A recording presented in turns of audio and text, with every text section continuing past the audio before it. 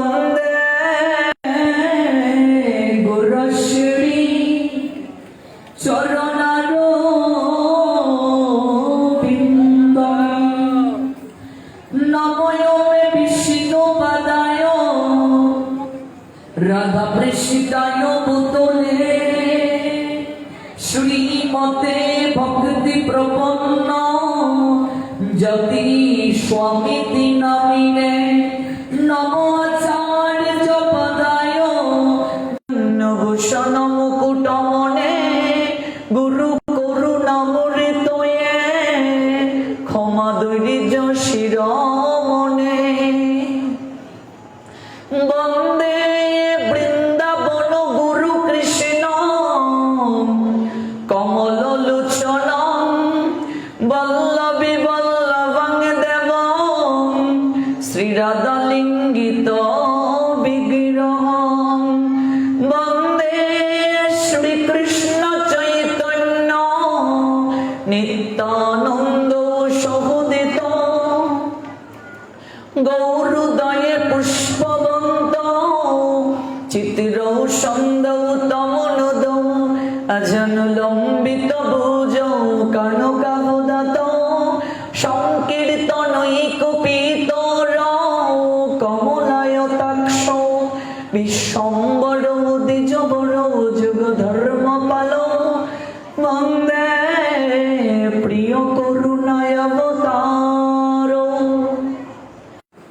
বৃন্দাবনে তুলসী দেবয়ে প্রিয়া হই কেশব সুচ কৃষ্ণ ভক্তি প্রদে দেবে সত্যবতুই নমো নমঃ কৃষ্ণায় বাসুদেবায় হরহে পরমাত্মনে প্রণত ক্লেশনাশায় শ্রী গোবিন্দায় নমো নমঃ তপেত কাঞ্চন গৌরাঙ্গী রাধে বৃন্দাবনেশ্বরী বৃষভান সুতে দেবী প্রণমামি হরিপ্রিয়ে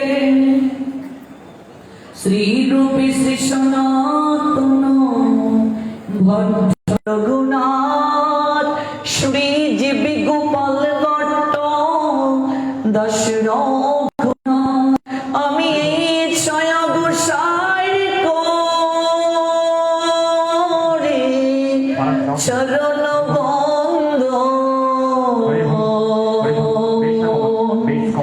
জগতে দিন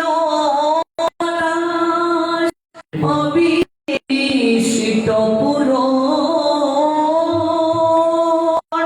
আমি ছয় গোসাই করি চরণ বন্ধ যাওয়াইতে বিঘ্ন নাশামি সবর ওই ছয় গোসাই করি চরণ বন্ধ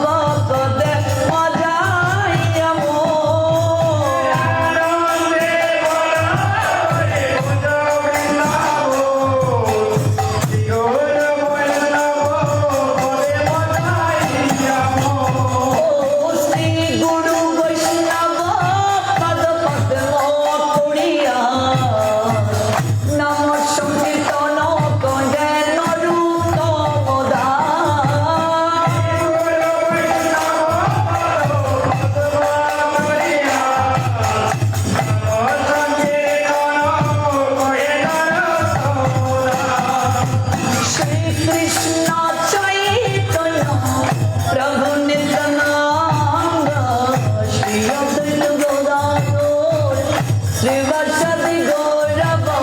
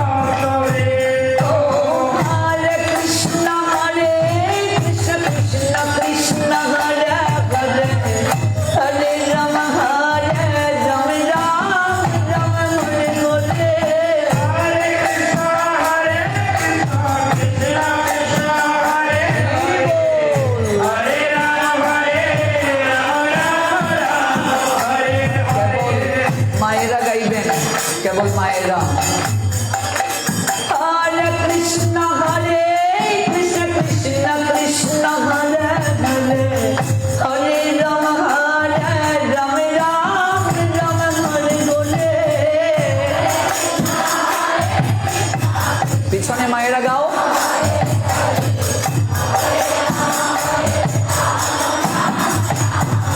माइक्रोफोन छाड़ो बाबा जी गाइबे देखी के एगिए आछे हरे कृष्ण कृष्ण कृष्ण हरे हरे राम राम राम हरे हरे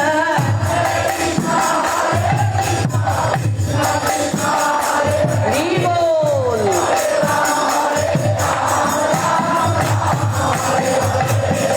नारी समाज तो एगुচ্ছে देशेर प्रधानमंत्री नारी विरोधी दलीय नेत्री नारी स्पीकार नारी सर्वक्षेत्रे नारीर एत अधिकार নোয়াখালীর মায়েরা পিছিয়ে থাকলে হবে আর একটা সুযোগ দেয়া হলো প্রাণপণে গান হরে কৃষ্ণ কৃষ্ণ কৃষ্ণ হরে হরে হরে রাম রাম রাম হরে হরে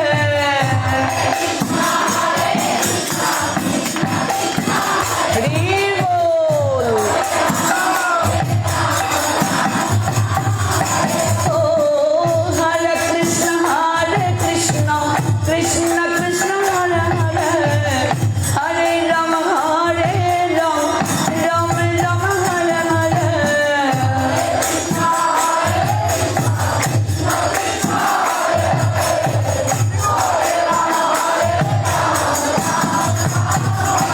সবাই গাইবো हरे कृष्ण कृष्ण कृष्ण हरे हरे हरे राम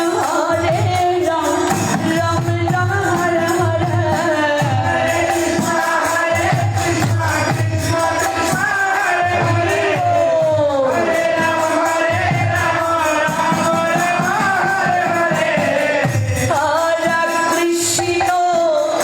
हरे कृष्ण कृष्ण कृष्ण हरे हरे हरे राम राम राम हरे हरे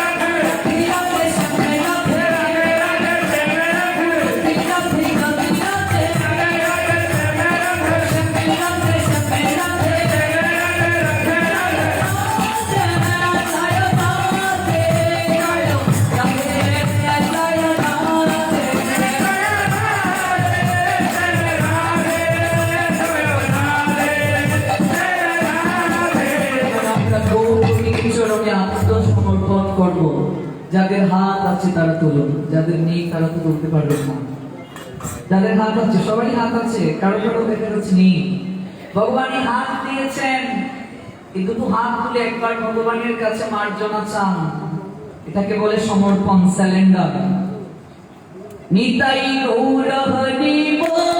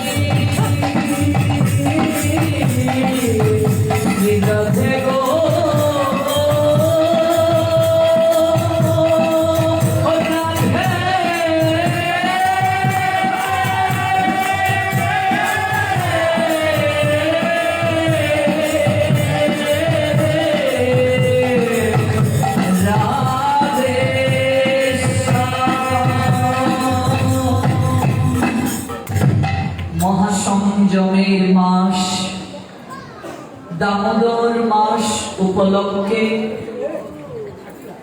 32 দিন ব্যাপী অপ্রাকৃত কৃষ্ণ কথা আস্বাদনের আজকের সপ্তম রজনীতে বহু দূর দূরান্ত থেকে এই অপ্রাকৃত কথা শ্রবণের আকিঞ্চনে নোয়াখালী জেলা শহরস্থ মাঝদি শ্রী শ্রীরাম ঠাকুর জন্মোৎসব মন্দির প্রাঙ্গণে আপনারা উপবেশিত হয়েছেন। আজকের এই অপ্রাকৃত কথামৃত অনুষ্ঠান প্রাঙ্গণে যারা উপনীত হয়েছেন প্রত্যেকের রাতুল রাঙ্গা চরণে আমি অবাজন বৈষ্ণব জ্ঞানী ভক্তিপূর্ণ প্রণাম নিবেদন করছি। ভক্তবৃন্দ, আমরা ধারাবাহিকভাবে শ্রবণ করছি দামোদর মাসের মহিমা। গতকাল যে জায়গায় কথার বিশ্রাম টেনেছিলাম, আজ সেই জায়গা থেকে পুনরায় শ্রবণ করব। আমরা গতকাল শ্রবণ করছিলাম এই দামোদর মাসে প্রদীপ প্রজ্বলনের মহিমা।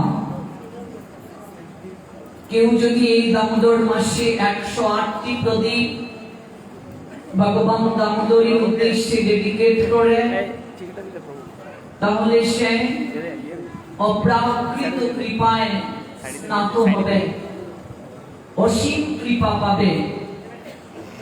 আর একটি প্রদীপ যদি কেউ শাস্ত্রের নিয়মে ভগবান শ্রী দামোদরের উদ্দেশ্যে প্রজ্বলন করে, তাহলে লক্ষ জন্মের তার সমস্ত পাপ সেই প্রদীপের অগ্নিতে দগ্ধীভূত হয়ে যাবে। আর 108টি প্রদীপ প্রজ্বলন করতে পারলে আর অসীম কৃপা হবে। তো এই 108টির তত্ত্ব আমরা গতকাল শ্রবণ করছিলাম, পুরোটা শ্রবণ করতে পারিনি নির্ধারিত সময়ের ভিতরে। আমরা 108টি সংখ্যাটিকে গতকাল বিশ্লেষণ করতে জেনেছিলাম এটা ব্রহ্মের প্রতীক, এবং ব্রহ্ম এই শব্দটাকে আমরা এক্সপ্লেইন করেছিলাম। ব্রহ্ম ব যোগ র যোগ হ যোগ ম। তো আমরা বাংলা ভাষার বর্ণমালার অক্ষরের সাংখ্যিক স্পন্দন অনুসারে ব র হ ম, অর্থাৎ ক থেকে ব বর্গ পর্যন্ত গেলে 23, র পর্যন্ত গেলে 27, হ পর্যন্ত গেলে 33, ম পর্যন্ত গেলে 25 ইকুয়াল 108, অর্থাৎ ব্রহ্মের প্রতীক। দুর্গা পূজাতেও 108টি পদ্ম লাগে, নারায়ণ পুজোতে 108টি তুলসী পত্র লাগে, জপমালায় 108টি গুটি, এবং অনেক পরমহংসগণ যারা তাদের নামের পূর্বে আমরা দেখতে পাই 78 108 এই সংখ্যাটিকে ব্যবহার করতে। এটা আমরা ধর্মীয় দিক থেকে খুব সংক্ষেপে শুনলাম। আমি গতকাল বলছিলাম যে আমাদের সনাতন শাস্ত্র পুরোটাই দর্শন এবং বিজ্ঞান সম্মত। বিজ্ঞানের অনেক আবিষ্কার, চিকিৎসা শাস্ত্র থেকে শুরু করে প্রতিটা শাখায় আমাদের সনাতন ধর্ম থেকে ধার করে নেওয়া। আয়ুর্বেদিক শাস্ত্র যারা পড়েছেন, যদি এখানে কেউ আয়ুর্বেদিকের ডাক্তার থেকে থাকেন, কিংবা যুগ শাস্ত্র সম্পর্কে যারা অধ্যয়ন করেছেন, আয়ুর্বেদ এবং যুগ শাস্ত্র মতে এই মানব দেহে 108টি পথ ধরে চালিকা শক্তি এসে হৃৎপিণ্ডকে সচল করে। এবং 108 সংখ্যাটিকে যদি আমরা একটু বিশ্লেষণ করি আয়ুর্বেদ শাস্ত্রে, তাহলে 108 6 গুণ 3 গুণ 2 গুণ 3। যুগ শাস্ত্র অনুযায়ী 3 6 18, 18 দুগুণে 36, 3 36 108। ভালো করে লক্ষ্য করবেন, 6 গুণ 3 গুণ 2 গুণ 3, 3 6 18, 18 দুগুণে 36, 3 36 108। তো 6 যুগশাস্ত্র বলছেন 6 কি? 6 মানে আমাদের দেহের মাঝে 6টা রিপু। 6টা রিপু কি কি? কাম, ক্রোধ, লোভ, মোহ, মদ, মাৎসর্য। দেহের রিপু 6 জনা, তারা কথা শুনে না, সাধন পথে চলতে আমায় করে গমনা। আমি যে ভগবানের সঙ্গে যোগ স্থাপন করব, সংযোগ স্থাপন করব, প্রথমত বাধা প্রদান করে আমাদের রিপুগুলো। 6টা রিপু, কাম, ক্রোধ, লোভ, মোহ, মদ, মাৎসর্য। কামনা নরকের 3টা দরজার প্রথম দরজা। এই কাম থেকে ক্রোধ উৎপন্ন হয়। জীবের সবচেয়ে বড় শত্রু হচ্ছে কাম। এই জন্য সাধক যারা, তারা কত সাধনা করেছেন, কত সাধনা করলে এই দুর্জয় রিপুকে নিয়ন্ত্রণ করা সম্ভব। এত সহজ নয়। এই জগৎ সংসারী মানুষ আমরা কামনার দাস। কাম আমাদেরকে সর্পের মতো, বিষাক্ত সর্পের মতো চুম্বন দিচ্ছে প্রতিটা মুহূর্তে। এই কাম নরকের প্রথম দরজা, সাধন পথের সবচেয়ে বড় বাধা। তারপর ক্রোধ, এই কাম থেকে ক্রোধ উৎপন্ন হয়। এই শ্রীমদ্ ভগবত গীতা এতটা একটা দর্শন শাস্ত্র, আমরা অবাক হবে। আমাকে অনেকজন রিকোয়েস্ট করেছেন যে এতদিন যেহেতু সময় পেয়েছেন আপনি 7 দিন গীতা নিয়ে আলোচনা করবেন। দেখুন 7 দিনে 18 অধ্যায়ের গীতা কি আলোচনা করব। একটা অধ্যায়ে একটা শ্লোক নিয়ে আলোচনা করলেও তো 7 দিনে শেষ হবে না। আমরা যেহেতু দামোদর মাস নিয়ে শুনছি তাই ভাগবত থেকে আমাদের শুনতে হবে, ভাগবতে লীলা শুনতে হবে, এরপরও আমরা গীতায় প্রবেশ করব বিভিন্ন জায়গা থেকে। আপনি অবাক হবেন এই শ্রীমদ্ ভগবত গীতা কতটা যে দর্শন শাস্ত্র। আজকে সাইকোলজিস্ট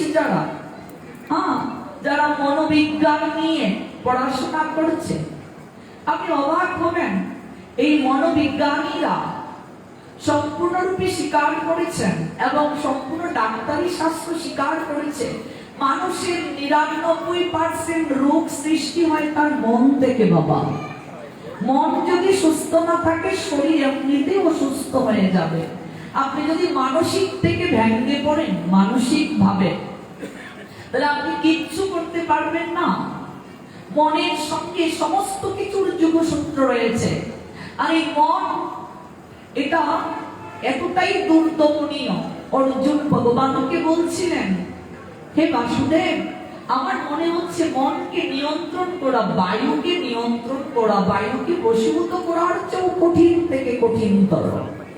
ভগবান বলছেন ক্রমশ অভ্যাস এবং বৈরাগ্যের দ্বারা এই চঞ্চল মনকে বশীভূত করা যায়। এই মন থেকে সমস্ত রোগের সৃষ্টি, যত রোগ সমস্ত কিছু মন থেকে আসছে এবং জগতে যত সৃষ্টি হচ্ছে সেগুলো কিন্তু মন থেকে। আমি কেবল দুটো শ্লোকের আঙ্গিকে একটু ধারণা দিচ্ছি। এই ক্রোধ কোত্থেকে উৎপন্ন হচ্ছে, আমাদের রাগ কোত্থেকে আসে। আজকে এই জগৎ সংসারে মানুষ সুসাইড করছে, বিষকে আত্মহত্যা করছে, তারপর হচ্ছে গলায় দড়ি দিচ্ছে, ছাদ থেকে লাফিয়ে পড়ছে। আর বর্তমান young generation PUBG, free fire ইত্যাদির মতো নেশায় আকৃষ্ট গেমগুলোর প্রতি দুর্বল হয়ে পড়ছে। এই যে কয়েক বছর আগে একটা গেম বের হয়েছিল, মানুষের মেন্টালিটিকে এমন ভাবে চেঞ্জ করে দেয় যার কারণে তারা নিজেদের শরীর পর্যন্ত কাটতে দ্বিধা করত না, ছাদ থেকে লাফিয়ে পড়তো। এই যে বিভিন্ন গেম কোম্পানিগুলো আমাদের ব্রেনকে ওয়াশ করছে, এই যে মেন্টালি কতটা প্রেসার পড়ছে আমাদের উপরে। আজকে অ্যাসিড মারছে প্রেমে রিফিউজ হয়ে আমার বয়সী ছেলেরা।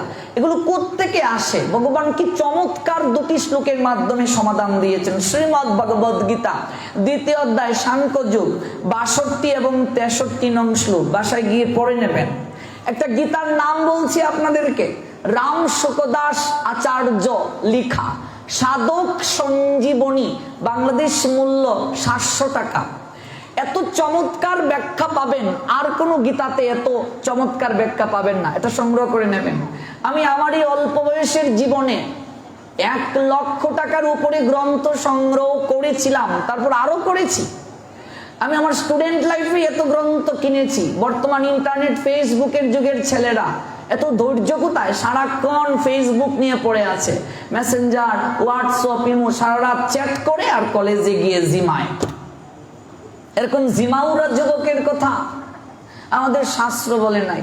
আজকে তরুণদেরকে, যুবকদেরকে দেখলে মনে হয় বৃদ্ধের মতো হয়ে গেছে। বহু যুবককে দেখেছি, কাজী নজরুল বলেছিলেন, যাদের যৌবনের ঊর্ধ্বের নিচে বৃদ্ধের কঙ্কাল ছায়া। আরে যুবক মানেই তো একটা অন্যরকম অ্যাডলাসেন্স থাকতে হবে, তারুণ্য থাকতে হবে। এই শীতের সময় ঝাঁপ মেরে পুকুরে পড়বে, ঝাঁপ মেরে উঠবে, ঝাঁপ মেরে জলের মাঝে সাঁতার কাটবে। এখনকার যুবকরা দেখলে মনে হয় এই কি অবস্থা, বৃদ্ধের মতো হয়ে গেছে। কিরে সুশান্ত যাবি না রে, শরীরটা ভালো নেই। কারণ কি? কারণ কি? এই সায়েন্টিফিক কারিকুলামটা একটু ভাবুন। এই বর্তমান এই ডিজিটাল যুগ আমাদের মনের উপর যে কতটা প্রভাব ফেলছে আপনি কল্পনা করতে পারবেন না। আজকে আমাদের সম্পর্কগুলোকে কৃত্রিম বানিয়ে দিচ্ছে এই প্রযুক্তি। সম্পর্ক কৃত্রিম। দেখবে আজ থেকে 20 বছর পিছিয়ে যাও, যখন আমাদের বয়সী ছেলেরা আমরা শহর থেকে গ্রামে যেতাম, অনেকদিন পর বন্ধুর সঙ্গে দেখা হয়েছে, এক জায়গায় বসে গলা জড়িয়ে ধরে কত কথা, কিরে কেমন চলছিস, তোর কেমন সময় যাচ্ছে, কত কথা, কথা যেন ফুরায় না। এখনো ঠিক একইভাবে দেখা হয়, 4-5 জন বন্ধু কিংবা বান্ধবী বসলো, 4টা বান্ধবী কিংবা বন্ধু বসছে, এক জায়গায় বসেছে ঠিকই, 4 জনের হাতে অ্যান্ড্রয়েড সেট, কাছে থেকেও দূরে, দূরে থেকেও কাছে। শরীরটা কাছে আছে কিন্তু মনটা কাছে নেই, অন্য জায়গায় চ্যাট করছে। স্বামী স্ত্রী একই বিছানায় ঘুমিয়ে আছে কিন্তু দুজনেই ফেসবুকে চ্যাট করছে। সম্পর্কটা কিন্তু দূরত্বে চলে গেছে, ভেবে দেখুন। আর এরকম নিউজ পেপারে তো প্রতিনিয়তই খবর দেখছি, টিকটক নিষেধ করেছে বলে স্বামী স্ত্রীর মাঝে বিচ্ছেদ, এরকমও হয়। হ্যাঁ, স্বামী স্ত্রীর মাঝে মারামারি। আর বর্তমানে কিছু মানসিক প্রতিবন্ধী আছে, বুদ্ধি প্রতিবন্ধী, যারা টিকটক বানায়। আমাদের বয়সী ছেলেরা দেখবে মেরার মতো, পাঠার মতো চুল করে, হ্যাঁ টিকটক। অপু ভাই, আপনাদের এইখানেরই ছেলে, বেশি দূরের না। এই সকল বুদ্ধিভ্রষ্ট প্রতিবন্ধীদেরকে আমাদের বয়সী ছেলেরা ফলো করছে। আর বর্তমান সমাজের মানুষরা আমরা মনে করি আমরা কাকে ফলো করব, কার ফ্যান হব। আমি অপু ভাই ফ্যান। আরে ব্যাকল, তুই অপু ভাইয়ের ফ্যান হইয়া কি, অপু ভাই তোরে কি শিক্ষা দিছে? আমি সাকিব খানের ফ্যান, আমি মেসি, রোনাল্ডো, নেইমারের ভক্ত। তুই নেইমারের ভক্ত হওয়ার জন্য জগতে এসেছিস না ভগবানের ভক্ত হওয়ার জন্য? নেইমার চুল কাটছে এইভাবে, হেগু এইভাবে চুল কাটে। হ্যাঁ, মেসি এইভাবে ট্যাটু করছে, কিছু মানসিক প্রতিবন্ধী এরকম ট্যাটু দেয়। দেখবে আমি এরকম হাজার হাজার ছেলেদেরকে ট্রিটমেন্ট করেছি যারা মেন্টালি একেবারে রিফিউজিং অবস্থায় চলে গিয়েছিল, একেবারে ট্রাভেলিং সাফার করছিল প্রেমে শেখা খেয়ে, ওদের জীবন একেবারে বরবাদ হয়ে গিয়েছে। এরকম একটা হাসপাতালে একটা ঘটনা বলি, মা বাবা কান্নাকাটি করছে, হে রে হ্যাঁ বাবা তুই এই কার্যটা করতে পারলে, বিষ খাওয়ার সময় একবারও আমার কথা তোর মনে হলো না? মা কান্নাকাটি করে বলছে, এই সোনালির জন্য তোর জীবন এরকমই হলো। বন্ধুরা এসে বলছে, দূর তুই বিষ খাইলে কেনে? সোনালি গেছে তোর জীবনে, রূপালী আইব, রূপালী গেলে মিতালি, মিতালি গেলে কাকুলি, কাকুলি গেলে চৈতালি, অভাব আছে নাকি? তাই জন্য বিষ খেতে হবে। অনেককে দেখেছি এরকম যে মদ খেয়ে মাতাল হয়ে থাকে। বললাম কেন খাও? বলছে ভুলে থাকার জন্য খাই। তো বুঝলাম কেস সেইটা কেস। তো বলছে যে তুমি যে মদ খাইছো ভুলে থাকতে পারো? কয় না, আবার যখন মদের নেশা জায়গা আবার তারে ঠিকই মনে হয়। তার মানে মদ, গাঁজা ইত্যাদি আপনাকে দুঃখ ভুলাতে পারছে না। আজকে সুশান্ত সিং এর মতো এত বড় সেলিব্রিটি, এত কিছু থাকার পরও কেন আত্মহত্যা করে মরলো? কখনো ভেবেছেন নাকি? একবার গুগল সার্চ করে দেখুন, সারা বিশ্বে প্রতি মিনিটে কতজন লোক আত্মহত্যা করছে। আমাদের বয়সী ছেলে মেয়েরা। মানুষের টাকা আছে, পয়সা আছে, এত কিছু আছে, কিন্তু মনের উপর তাদের নিয়ন্ত্রণ নেই। আজকে তরুণ সমাজ যদি বুদ্ধি প্রতিবন্ধী হয়ে যায়, টিকটকার হয়ে পাবজি, তারপর ফ্রি ফায়ার ইত্যাদির মতো নেশাযুক্ত গেমে আকৃষ্ট হয়ে যায়, স্বামী স্ত্রী এক জায়গায় শুয়ে থেকেও মন যদি অন্য জায়গায় রাখে, এবং একই সঙ্গে বন্ধু বান্ধব চললো, মনটা অন্য জায়গায়, সবার হাতে হাতে অ্যান্ড্রয়েড সেট। এই যে অবস্থা, আমাদের সম্পর্কগুলো কৃত্রিম হয়ে গেছে। অদূর ভবিষ্যতে পরিস্থিতিটা কি হবে দেখবে। আমি অবাক হই এগুলো দেখে। ভগবান চমৎকার দুটো শ্লোকের মাধ্যমে আমাদেরকে শিক্ষা দিয়েছেন। কেন এই সমাজের বুকে এত অঘটন ঘটছে, কেন এত ট্রাভেল আমাদের মাঝে সাফার করতে হচ্ছে।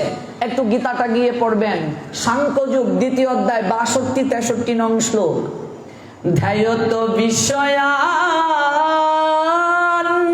পুংস সঙ্গতেষু উপজায়তে সংঘাতে সংজায়তে কাম কামাত ক্রুধ অভিজায়তে। আজকে নোয়াখালীর বেগমগঞ্জে মায়ের বয়সী মহিলাকে আমার বয়সী ছেলেরা কাপড় খুলছিল, নিশ্চয়ই সারা বিশ্ব সেই ঘটনা দেখেছে।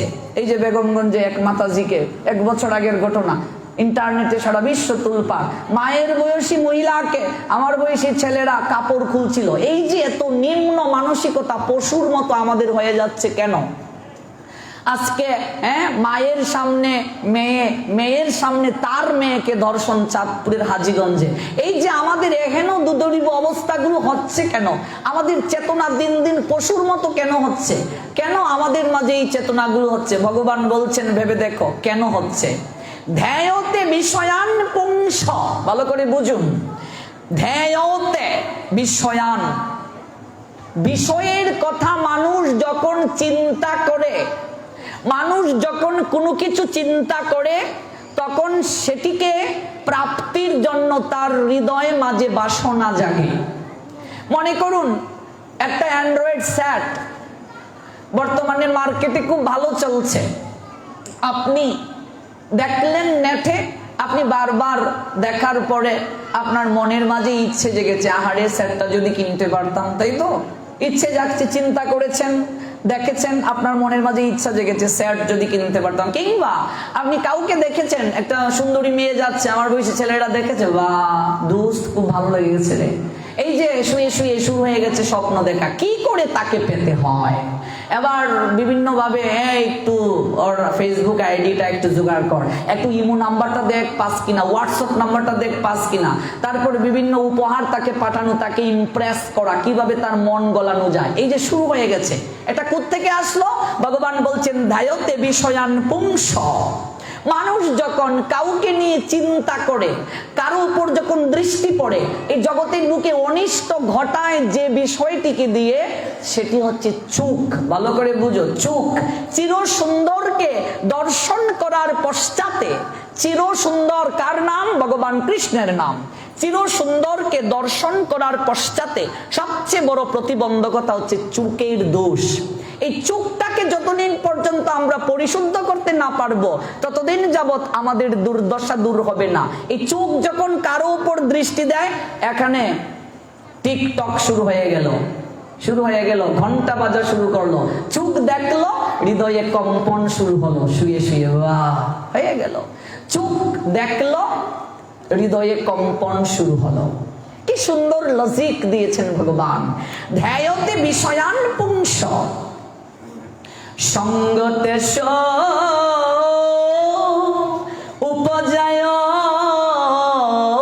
উপজায়তে, what means that word? All power supreme being Krishna said. উপজায়তে means creating, অর্থাৎ তোমার হৃদয়ের মাঝে উৎপন্ন হয়ে গেছে। কি উৎপন্ন? তাকে প্রাপ্তির বাসনা। কি করে তাকে পাবো? এবার স্যাটটা যদি তুমি কিনে নাও, কিনতে পারলে তখন তুমি কি করবে? ভোগ করবে, মানে ব্যবহার করবে মোবাইল। নতুন নতুন মোবাইল কেনার পর কয়েকদিন একেবারে খুব সুন্দর করে ব্যবহার করা, এই সাবধান দে না বন্ধু, একটু দেখি তোর মোবাইলটা, না এত টাকা দিয়ে কিনেছি, সাবধান হাত থেকে ফেলে দিবি। কত কনসাস, ভালো করে কয়েকদিন ব্যবহার করলাম, তারপর আর আগের মতো আগ্রহ নেই। ঠিক বলছি? আগের মতো আগ্রহ আছে? কাউকে আপনি ভালোবাসলেন, কত ইমপ্রেস করা, বিভিন্ন ফুল টুল দেওয়া, তারপর আপনার মন তাকে প্রাপ্তির জন্য বেকিল হয়। যদি পেয়ে যান, পেয়ে গেলেন, একটু কুমকুম কুলুকুলু, তারপর শেষ। আবার কিছু কিছু কুলাঙ্গারের দল আছে, এরকম ভিডিও করে, তারপর ইন্টারনেটে ভাইরাল, তারপর আমি কুলহারা কলম কিনে আমারে কেউ সইও না গো সজনী। কে কইছিল তোরে কুলমান হারাইয়া গান গাইতে? এই হলো অবস্থা। তো মানুষ যদি পায়, ভোগ করে, ভোগের পর কি আসে? অতৃপ্ততা আসে, হৃদয়ের মাঝে ইচ্ছে হয়, কেন কেন এই কাজটা করতে গেলাম, কেন করতে গেলাম, আহারে কেন করতে গেলাম। এই দেখুন, কারণ অনিত্য তৃপ্তি এবং অনিত্য বিষয়ের প্রতি পূর্ণ তৃপ্তি আমাদের আসে না। ভোগ করলে মানুষের মাঝে কি আসে? অতৃপ্ততা আসে। পাইলে ভোগ করে, ভোগের পর আর আকাঙ্ক্ষা থাকে না, ভোগের পর আগের মতো ভালোবাসা থাকে না। দেখবেন বিয়ের পরে প্রথম বিবাহ বার্ষিকীতে বাহ কত আয়োজন, কত ফুল, কত কেক, তারপর কয়েক বছর যখন গেল, কোন দিন বিয়ে হয়েছে এই ডেটটাও মনে নাই। ঠিক বলছি তো? স্বামীকে গিয়ে জিজ্ঞেস করবেন আজকে, ওগো আমরা বিয়া কয় তারিখ হয়েছিল, হইতে পারতো না অনেকে, আমি চ্যালেঞ্জ করে বলতে পারি। কিন্তু বিয়ের পরে কয়দিন, বাহ বাহ বাহ কি প্রেম। এগুলো উপলব্ধি আনেন। ভগবান কি কথা বলছেন, আমাদের এই জড় জগতের সম্পর্কটা কেমন। বিয়ের পরে এত প্রেম, এই প্রেম কোথায় গেল? কারণ আছে, সব ব্যাখ্যা আছে গীতায়। তো বলছেন ভোগ করলে অতৃপ্ততা আসবে মানুষের মাঝে, ভালো লাগবে না তখন আর।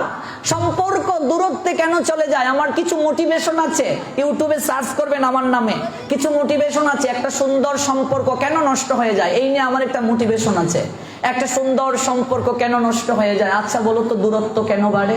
আসলে ভালোবাসাটাকে আমরা নিজেরাই হালকা করে ফেলি।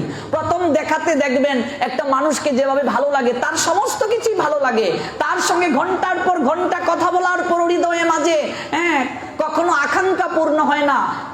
এমনকি দেখবেন কেউ পোস্ট করেছে, ওই কমেন্টের মাধ্যমে ইনবক্স হয়ে গেছে, তারপর এমন একদিন সময় আসে ঝুলে থাকে রিকোয়েস্ট কিংবা ব্লকের মাঝে আইডি কিংবা মেসেঞ্জারে পাঠিয়েছে, খবর নাই, সিনও হয় না।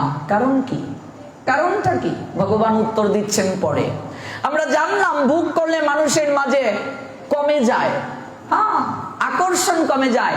এই জন্যই রবি ঠাকুর সুন্দর করে বলছেন, রবি ঠাকুর এমন একজন কবি, আমি বাংলা সাহিত্যের যেহেতু ছাত্র, ঋষি কবি, তাকে আসনে বসিয়ে পুজো করা যায়। দেখুন কি সুন্দর করে তিনি বলেছেন। রবি ঠাকুরের প্রেমটা কেমন জানেন? রবি ঠাকুর কখনো ভালোবাসার মানুষকে পাওয়ার মাঝে বিশ্বাসী নয়। রবি ঠাকুর বলছেন, পেলে পরে ভালোবাসার আশ পায়, না প্রাপ্তির মাঝেই ভালোবাসার পূর্ণতা। রাধারানী আর গোবিন্দ সেই পূর্ণতার প্রেম দেখিয়েছেন। রাধারানী গোবিন্দের 100 বছর বিরহ, বিন্দু মাত্র তাদের আকর্ষণ কমে নাই। না প্রাপ্তির মাঝে ভালোবাসা পূর্ণতা হয়। এই জন্যই রবি ঠাকুর বলছেন, তুমি তাই তাই গো আমারও পরানো যাহা চাই, তুমি সুখ যদি নাহি পাও, যাও সুখেরও সন্ধানে যাও, আমি তোমাকে পেয়েছি হৃদয় মাঝে, আর তো চাওয়ার কিছু নাই গো। তোমার যেদিকে ইচ্ছা সেদিকে যাও, আমার কোনো কথা নেই, তোমাকে হৃদয় মাঝে আমি পেয়েছি, সেই স্মৃতিকে হৃদয়ে নিয়ে আমি অনন্তকাল থাকবো। ভাগবতে কি চমৎকার আছে, কুরুক্ষেত্রে যখন স্বয়ং ব্রজগোপীরা একবার কৃষ্ণের সঙ্গে দেখা করতে আসছিলেন, সে অপূর্ব লীলা আমি শুধু স্পর্শ করছি, তখন কৃষ্ণকে রাজ ব্যাস দেখে বলছে, কেন আমরা আসলাম? আমরা আমাদের শ্যাম সুন্দর বৃন্দাবনেশ্বর গোবিন্দকে হৃদয় মাঝে যে স্থাপন করেছি, সেই স্মৃতিকে হৃদয়ে লালন করে আমরা চির সতেজ ছিলাম। আমরা যাকে দেখছি আজ, এই প্রাণনাথ আমাদের শ্যাম সুন্দর কৃষ্ণ নয়, কৃষ্ণ নয়, চলো চলো চলো, আমরা এই রূপে তোমায় দেখতে চাই না। আমরা সেই স্মৃতিকে হৃদয়ের মাঝে নিয়ে ধূপ দীপ দ্বারা, অনুরাগ দ্বারা আরতি করতে চাই, সেই বৃন্দাবনেশ্বরে গোবিন্দ যাকে আমরা কাষ্ঠ থেকে ফুল তুলে অনুরাগের মালা গেতে গলায় পরিয়ে দিয়েছিলাম, যাকে সখারা কাষ্ঠ থেকে ফল তুলে নিজে খেয়ে উচ্ছিষ্ট খাইয়ে দিয়েছিল, আমরা যার কাঁধে চড়ে বৃন্দাবনে ঘুরে বেরিয়েছিলাম, আমরা দেখেছি যাকে যশোমতী মা কান ধরে উঠবস করিয়েছেন, শাসন করিয়েছেন, আমরা সেই কৃষ্ণকে চাই, আমরা সেই গোবিন্দের প্রেমে আমরা মজে গেছি, আমরা এই গোবিন্দকে দেখতে চাই না। এক কথায় বুঝিয়ে দিয়েছেন রবি ঠাকুর, যাও সুখেরও সন্ধানে যাও। যদি কাউকে ভালোবাসো, আটকে রাখো না, ছেড়ে দাও, উন্মুক্ত করে দাও, পিঞ্জরা খুলে দাও। তোমার ভালোবাসার পাখি যদি আবার তোমার খাঁচায় ফিরে আসে, বুঝতে হবে সে তোমাকেই ভালোবেসেছিল। এই ভাবটা নাই। অ্যাসিড চুরাচুরি কেন হয়? এর পরের জায়গায় যাচ্ছি, ভগবান কি বলছেন। জায়তে বিষয়ান পুংস সঙ্গতে উপজায়তে সংগাত সংজায়তে কাম কামাত ক্রোধ অভিজায়তে। যখন না পায় তখন তার মাঝে ক্রোধ উৎপন্ন হয়। কেন? কেন আমার অফার সে নাকচ করে দিল? আমি কি তার দিকে কোন অংশে কম? দেখি কোন ছেলের সঙ্গে সে প্রেম করে। এই যে শুরু হয়ে গেছে। এবার অ্যাসিড মারা হয় চোখের মাঝে, অপহরণ করে নেওয়া হয়, ধর্ষণ করা হয়, মেরে ফেলে দেয়া হয়। এই যে ক্রোধ, কাম থেকে ক্রোধ, না প্রাপ্তিতে ক্রোধ জাগে। বলছেন ভগবান, কামাত ক্রোধ উপজায়তে, কামনা থেকে, কামনায় বাধা পড়লে ক্রোধ উৎপন্ন হয়। আর ক্রোধ মানে রাগ। রাগ যখন উৎপন্ন হয় তখন কি হয়? ক্রোধাৎ ভবতে সম্মোহ সম্মোহাত স্মৃতি বিভ্রম। ভগবান বলছেন ক্রোধ থেকে মানুষের বিবেক নষ্ট হয়ে যায়। রাগ উঠলে মানুষের বিবেক পশুত্বে পরিণত হয়। কি করবে সে বুঝতে পারে না রাগের সময়। তখন সে কি করে? ওই রাগটাকে কন্ট্রোল করতে না পেরে কাউকে খুন করে, কারো মাথা ফাটায়, কারো চোখে অ্যাসিড মারে, মুখে অ্যাসিড মারে। এমনকি সে কি করে? নিজের উপর কন্ট্রোল হারিয়ে ফেলে। তখন সে মদ খায়, তখন সে গাঁজা খায়, কারণ তার বিবেক ভ্রষ্ট হয়ে গেছে। তখন সে বলে আমার জীবনের কোনো মূল্য নাই, মৃত্যুই কেবলমাত্র আমার একমাত্র আমার পরম শান্তির আশ্রয়, এগুলো বলে। কারণ কি? সে সম্মোহিত হয়ে গেছে। এবার সম্মোহ থেকে স্মৃতি বিভ্রম, তার স্মৃতি নাশ হয়ে যায়। স্মৃতি নাশ মানে কি? বুদ্ধি নাশ। তখন সে কি করে? ঝাঁপ দিয়ে পড়ে বিভিন্ন জায়গা থেকে, এমনকি নিজের জীবনকে সে ঠেলে দেয় একটা দুর্হীন কিংবা কুল কিনারাহীন অকুল পাথারের দিকে। এবং বুদ্ধি যখন নাশ হয় ভগবান বলছেন তখন সর্বনাশ হয়, আর যখন সর্বনাশ হয় জগতে পুনরায় তার বাস হয়, অর্থাৎ জগতে আবার তাকে ফিরে আসতে হয়। কি সুন্দর ব্যাখ্যা। এই সব কিছুই কোত্থেকে হয়? মন অনিয়ন্ত্রিত হওয়ার কারণে, এই চোখ পড়ার কারণে হৃদয়ের মাঝে কামনা জাগে। কাম কোত্থেকে আসে? ক্রোধ কোত্থেকে আসে? ভগবান বলছেন কাময়েশ ক্রোধয়েশ রজগুণ সমুদ্ভব। কাম কোত্থেকে আসে? যৌন আকাঙ্ক্ষা কোত্থেকে আসে? রজগুণ থেকে। রজগুণ কি? এই দেখুন, এটা গীতা একটার সঙ্গে আরেকটা সম্পর্ক। রজগুণ তিনটা গুণ, সত্য, রজ, তম। রজগুণ এই জগতে তিন প্রক্রিয়ার মানুষ, সাত্ত্বিক মানুষ, রাজসিক মানুষ, তামসিক মানুষ। রজগুণ দুই প্রক্রিয়ায় উৎপন্ন হয়। একটা হচ্ছে আহারের মাধ্যমে, আরেকটা হচ্ছে আহার থেকে আচরণ মূলত সৃষ্টি হয়, আর পারিপার্শ্বিকতার উপরে। আহার কি? আপনি যদি উত্তেজিত খাবার খান, পেঁয়াজ রসুন যারা প্রচুর পরিমাণে খাবে তাদের প্রচুর রজগুণ থাকবে, প্রচুর রজগুণ। Onion and garlic intoxicating our sensibility power, আমাদের সেক্সুয়ালিটি পাওয়ারকে ইনটক্সিকেটিং করে। অনিয়ন মানে পেঁয়াজ, গার্লিক মানে রসুন। পেঁয়াজ আর রসুন প্রচুর পরিমাণে যৌন আকাঙ্ক্ষা বাড়িয়ে দেয়। এবং উত্তেজিত খাবার, মাছ মাংস ইত্যাদি, প্রচুর তেল মশলা ইত্যাদি দিয়ে যারা প্রচুর পরিমাণে খায় তাদের যৌন আকাঙ্ক্ষা বেশি থাকে। এই জন্য সাধুরা সাত্ত্বিক আহার গ্রহণ করে, একটাই কারণ, তাদের ইন্দ্রিয়গুলোকে নিয়ন্ত্রণ রাখার জন্য। ইন্দ্রিয় নিয়ন্ত্রিত না থাকলে কখনো সাধন করা যায় না, ভজন করা যায় না। এবং মেডিকেল সায়েন্স বলছে, ডাক্তার থাকলে জিজ্ঞেস করবেন এবং এমনকি জিজ্ঞেস করে মিলিয়ে নেবেন, যারা প্রচুর পরিমাণে মাছ মাংস খায় তাদের বীর্য সেক্স লিকুইড হয়ে যায়, অনেকটা পাতলা হয়ে যায়। এবং যারা নিরামিষাশী, যারা ভেজিটেরিয়ান, তাদের বীর্য অনেকটাই গাঢ় থাকে। এটা সায়েন্টিফিক কথা, কারণ শাক সবজির মাঝে প্রচুর পরিমাণ ক্যালোরি রয়েছে, প্রচুর ক্যালোরি। এবং বিশ্ব স্বাস্থ্য সমীক্ষায় দেখা গেছে যারা শাক সবজি গ্রহণ করে, যারা ভেজিটেরিয়ান, তাদের গড় আয়ু অনেক বেশি তাদের গড় আয়ু। এবং হার্ট ব্লকেজ তাদের সহজে হয় না। আজকে হার্ট ব্লকেজ হচ্ছে, স্ট্রোক হচ্ছে, এগুলোর পিছনে অত্যধিক কারণ এই মাছ মাংস। শরীরে অনেক ক্ষতি সাধিত হয়। ভেজিটেরিয়ান যারা, শাকসবজি যারা গ্রহণ করে তাদের রোগ প্রতিরোধ ক্ষমতা বেশি থাকে। আর অনেক বিষয় আছে ভগবান দিয়েছেন আমাদেরকে গুণত্রয় বিভাগ যুগে শিক্ষা। গুণত্রয় বিভাগ যুগটা পড়ে নেবেন। এই জন্য রজগুণ সম্পর্কিত খাবার যারা প্রচুর পরিমাণে খাবে তাদের মাঝে এই চেতনাটা বেশি থাকবে, ক্রোধ তাদের বেশি থাকবে। আর তামসিক মানুষ যারা, তমগুণী মানুষ যারা, ওদের লক্ষণ কি? ওরা বেশি ঘুমায়। বিশ্বম্ভর, তমগুণী মানুষ যারা, ওরা প্রচুর ঘুমায়, শুধু ঘুম আর ঘুম। বুঝতে হবে, তমগুণ কলি তাদের গ্রাস করে। তমগুণী মানুষদের বাসি পচা খাইতে ইচ্ছে হবে। এই একটু কষি কষি লাউ পাতা দিয়ে যদি হিদল ভর্তা খাইতে পারতাম। এক জায়গায় পাঠে গেছি, কয় বৌমা তার শাশুড়ি রে কয়, অমা প্রেগন্যান্ট বৌমা, আমার মন চাইতেছে, আমার আত্মায় টানতেছে, কষি কষি লাউ পাতা দিয়ে যদি হিদল ভর্তা খাইতে পারতাম। আমার মন চাইতেছে যদি তেলাপিয়া মাছ দিয়ে খাইতে পারতাম। এই যে তমগুণী মানুষের ইচ্ছা এরকম। দেখবেন বাসি পোষা খাওয়ন খাইতে ভালোবাসবে, আচার বিভিন্ন এটা খাইতে ভালো পাইব তমগুণী মানুষ যারা। সত্য রজতম সাত্ত্বিক মানুষ যারা, ওরা চেষ্টা করবে পরিষ্কার পরিচ্ছন্ন থাকতে, ওরা অপরিষ্কার থাকতে পছন্দ করবে না। বুঝতে হবে, সত্যগুণ তাদের বেশি। ময়লা কাপড় চোপড় পরতে পছন্দ করবে না, ওরা সবসময় টাটকা খাবার দাবার খেতে পছন্দ করবে। ওদের সারল্যতা থাকবে, মহানুভবতা থাকবে, মানবতা থাকবে, মিষ্টি স্বভাবের অধিকারী হবে, আচরণ তাদের ভালো হবে সর্বদিক থেকে, কথাবার্তায়, আহারে বিহারে, চাল চলনে একটা অন্যরকম নির্মলতা তাদের মাঝে থাকবে। আর রাজসিক মানুষ যারা, হ্যাঁ এত বড় সাহস, ওরা একটা দুর্গা পূজা করতেছে, আমরা কি তাদের চেয়ে কম? আমরাও তার চেয়ে অনেক টাকা খরচ করে পূজা করব। এই যে রাজসিক মানুষ, লোক দেখানো আচরণ করা, হয়ে যাক একটা আই দোস্ত পার্টি হয়ে যায়, এই যে রাজসিক মানুষের আচরণ। আর তামসিক, আরে আমার জীবনের কোনো মূল্য নাই, একটু ঘুমাই, এই যে ভাব। এগুলো কোত্থেকে আসে? এই ভাবগুলো কোত্থেকে আসে?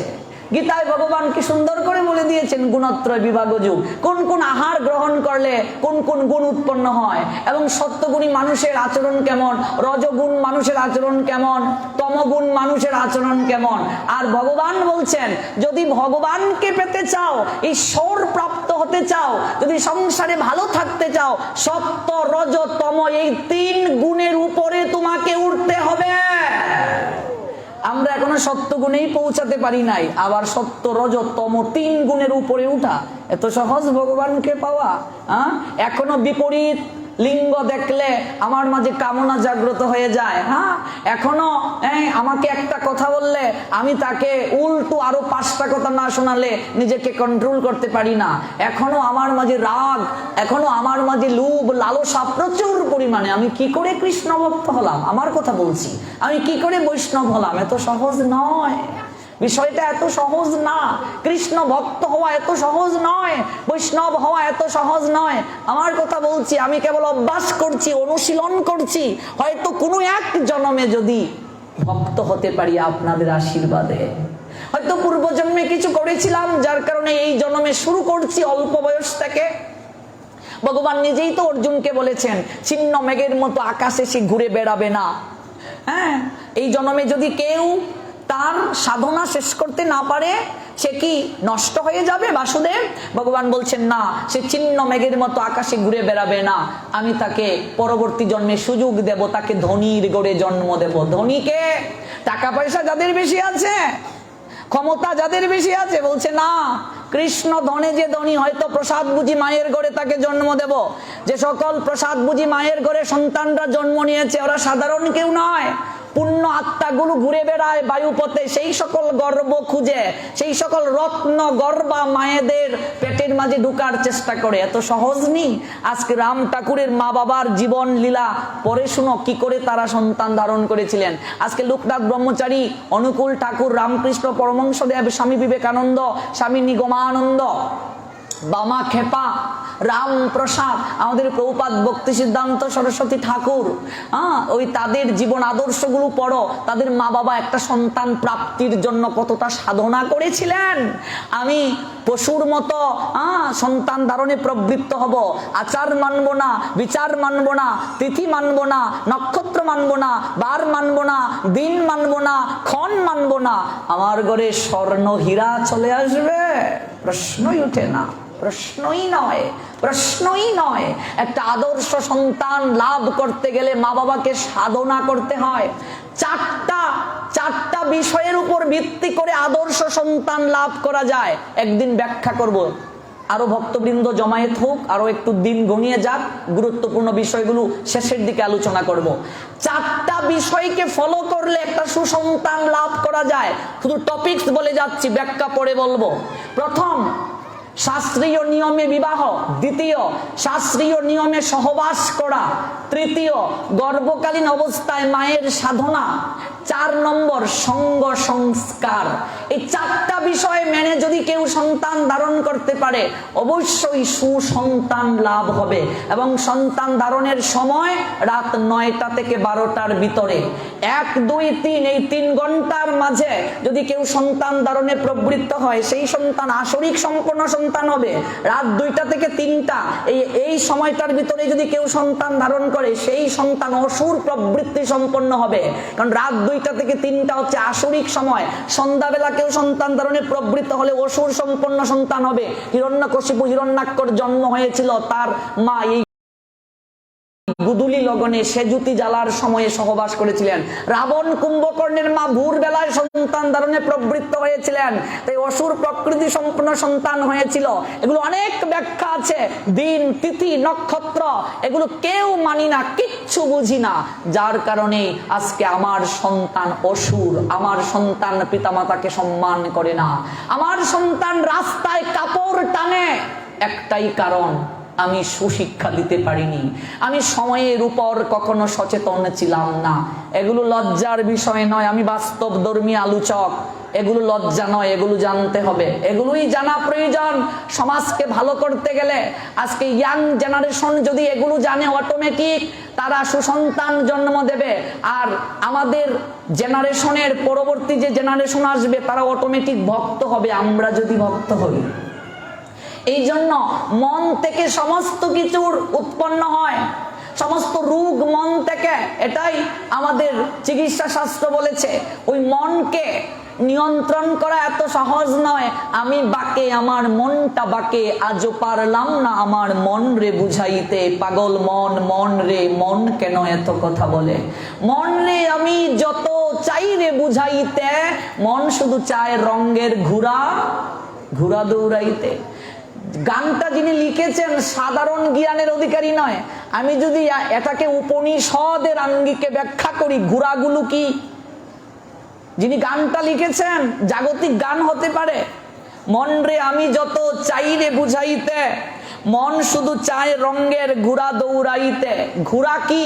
হ্যাঁ, এই যে রথযাত্রায় আমরা যাই, রথযাত্রায় যাই, তত্ত্ব বুঝি না রথটা কি। হ্যাঁ, রথ কি? দড়ি ধরে টানার জন্য পাগল হয়ে যায়, মনে করি দড়ি ধরে টানলেই পুনর্জন্ম ন বিদ্যতে, আর কখনো আমাদের জন্ম হবে না। রশি ধরে টানাটানি, মারামারি। হ্যাঁ, তারপর দেখবেন কলার ছড়ি নিয়ে আইটিয়া চাম্পা সবরি সাগর কলা হায় রে দেয়া শুরু হয়েছে। একজনে জিজ্ঞেস করছি, ও বাবা কলা কি? ওইটা তো জানি না, সবরি কলা আনছি। কলা কলা কেন দিতে হয়? কয় রতও যাইমো কলাও বেচমো, মানে কি? অর্থটা কি বুঝে না। এই কলা মানে আটটা কলা, সবরি কলা, চাম্পা কলা, এই কলা মানে কি? দেখবেন লুট লুট দেওয়ার সময় তেলুয়া, বাতেসা, আপেল, কমলা, নাশপাতি ইটা ইয়ে দেওয়া যে শুরু হয়, কেউর চৌকো, কেউর নাকো, কেউর মুখো, কেউর ঠুটো গিয়ে পড়তেছে। ঠিক বলছি তো? আবার কেউ যদি তেলুয়া ধরে, বাতেসা ধরে, লুট ধরে, তুমি কত বড় সৌভাগ্যবান, তুমি লুট ধরছো, লুট। ঠিক কি ঠিক না? আবার পদকর্তা গান গান, আমার সারা জীবন ভরা হইল না লুট ধরা। তাহলে গান গাইতেছো সারা জীবন ভরা হইল না লুট ধরা। সারা জীবনের মাঝে একটাও কি তেলুয়া ধরছো না, বাতাসা ধরছো না, কমলা ধরছো না? তাহলে গান গাও কেন? সারা জীবন ভরা হইল না লুট ধরা। এটা কিসের লুট? এই তত্ত্ব না জানলে হবে না। রথ মানে কি? কলা বেচা মানে কি? এই যে গীতায় ভগবান অর্জুনকে উদ্দেশ্য করে এই যে জ্ঞান দান করেছেন, এই রথটা কি? আজকে যেহেতু দামোদর মাসের মহিমা শেষ করব, আমরা এক সপ্তাহ কেবল গীতা থেকে শুনবো। তাহলে 7-7-14 দিন চলে গেল। আর বাকি যে কদিন থাকবে আমরা ভাগবত থেকে শুনবো। এক মাসে ভেবেছিলাম অনেক কিছু বলবো, এবার ভাবতেছি এক মাসে কিছুই বলা হচ্ছে না। কারণ এই গীতা, শুধু গীতা থেকে যদি এক মাস শুনতে পারতাম, তাহলে 30 দিনে, একদিনে একটা চ্যাপ্টার ব্যাখ্যা করলেও তো 18 দিনে 18টা, তো সময় তো কম হবে না। কাজেই এক মাসেও ভগবানের কথা কিছুই বলা হয় না, এগুলো ধারাবাহিকভাবে ক্রমান্বয়ে শুনতে হয়। তা আমরা আগামীকাল থেকে 7 দিন কেবল গীতা সম্পর্কে শুনবো। তারপর আমরা বাকি যে কদিন থাকবে ভাগবত থেকে শুনবো। আমরা ব্যাখ্যা করবো আগামীকাল এই রথ কি, এই রথ কোত্থেকে আসলো, এই ঘোড়াগুলো কি, এই ঘোড়াগুলো কে দিয়েছেন, এই গীতার উৎপত্তি কোত্থেকে, আমরা গীতা কিভাবে পেলাম, এগুলো আমরা সংক্ষেপে 7 দিন যতটুকু পারি একটা ধারণা গীতার উপর দেওয়ার চেষ্টা করব। গীতার আবির্ভাব 7 দিন ব্যাখ্যা করলেও তাতেও সম্পূর্ণ ব্যাখ্যা হবে না।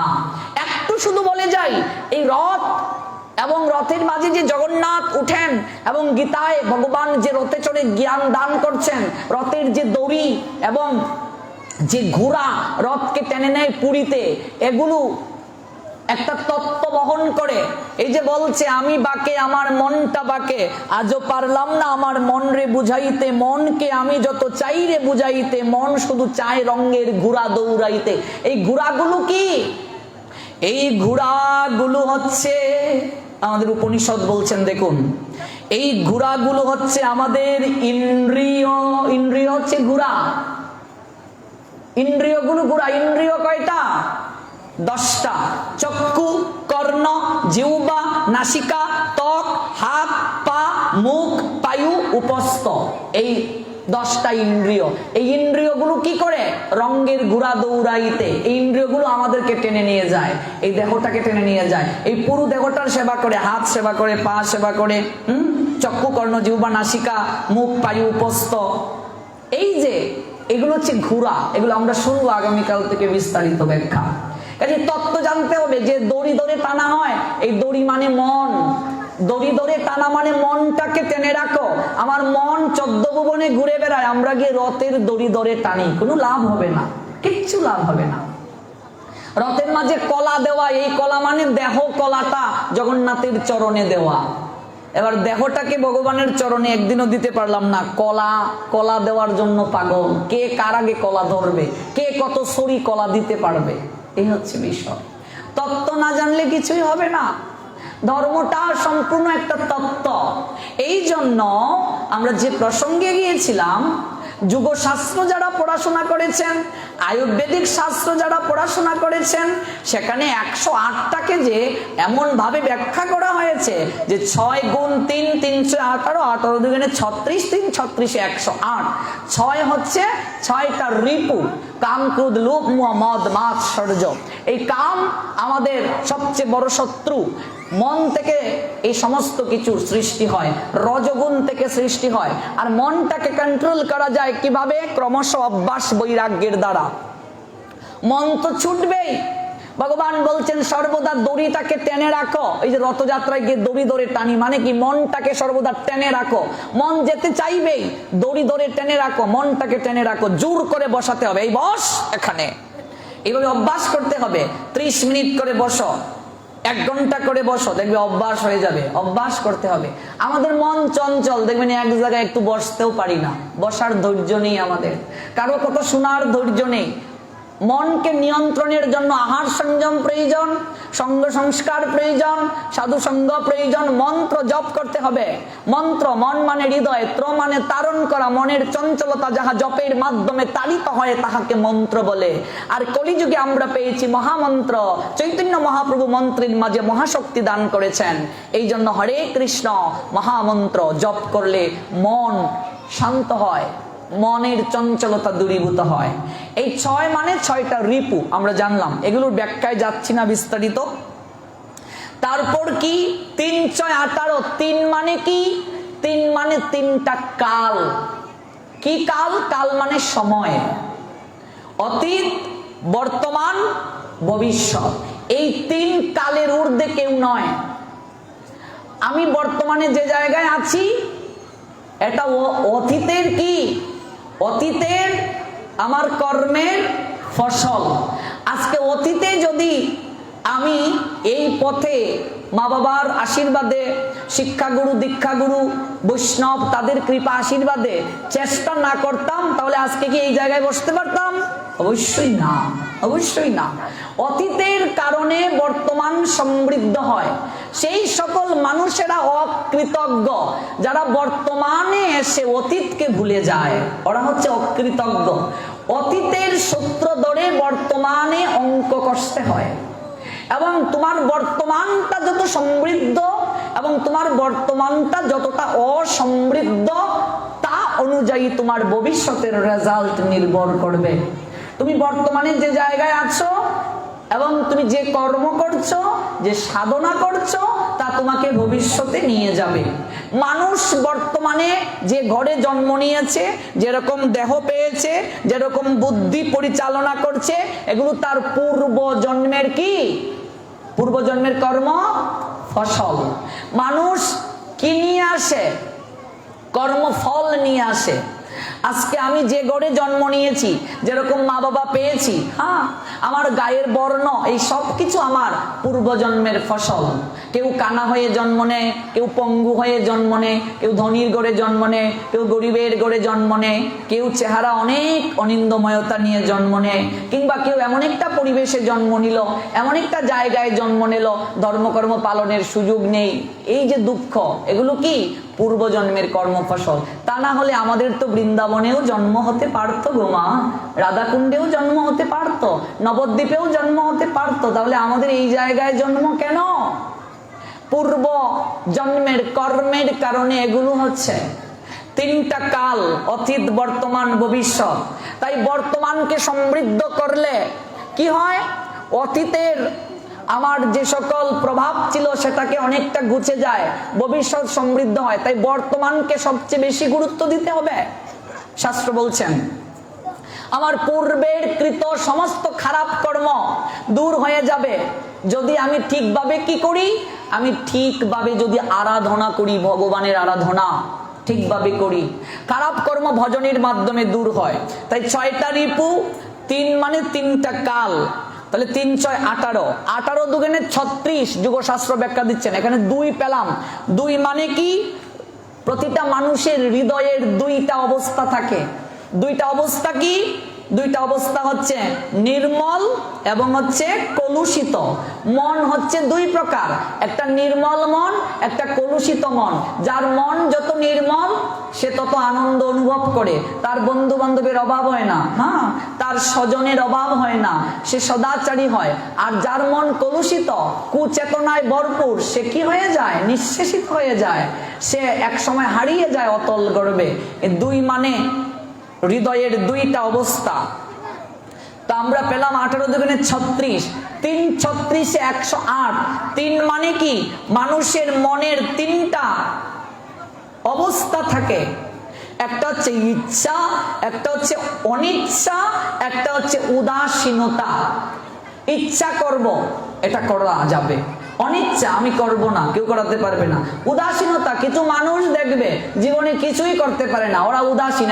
ঘুম থেকে উঠো, হ্যাঁ উঠবো উঠবো। জব করেছো, করবো করবো করবো করবো। প্রসাদ পেয়েছো, পাবো পাবো পাবো। জীবনে ওরা কিছুই করতে পারবে না, উদাসীন। পড়াশোনা কমপ্লিট করেছো, হ্যাঁ করবো করবো করবো। এই উদাসীন যারা, ওরা জীবনে কিছুই করতে পারবে না। শেষ জীবন ওদের হবে সবচেয়ে দুঃখময়। ওরা না পারবে প্রতিষ্ঠিত করতে, না হবে তাদের ভালো ভবিষ্যৎ। সর্বক্ষেত্রে ওরা পদে পদে লাঞ্ছনা পাবে। উদাসীন যারা, উদাসীন প্রকৃতির মানুষরা কিচ্ছু করে না। দেখবেন সারা বাংলায় ঘুরতে গিয়ে আমরা এরকম ঝগড়া দেখি। তুমি জীবনে কেন বিয়ে করছিলে? তোমার বাপ মায় তোমারে কেন বিয়ে করাইছিল? আমার কেন এই কপাল? তোমার মতো একটা লোকের গলার মাঝে আমার মা বাপে আমারে ঝুলাইয়া দিল।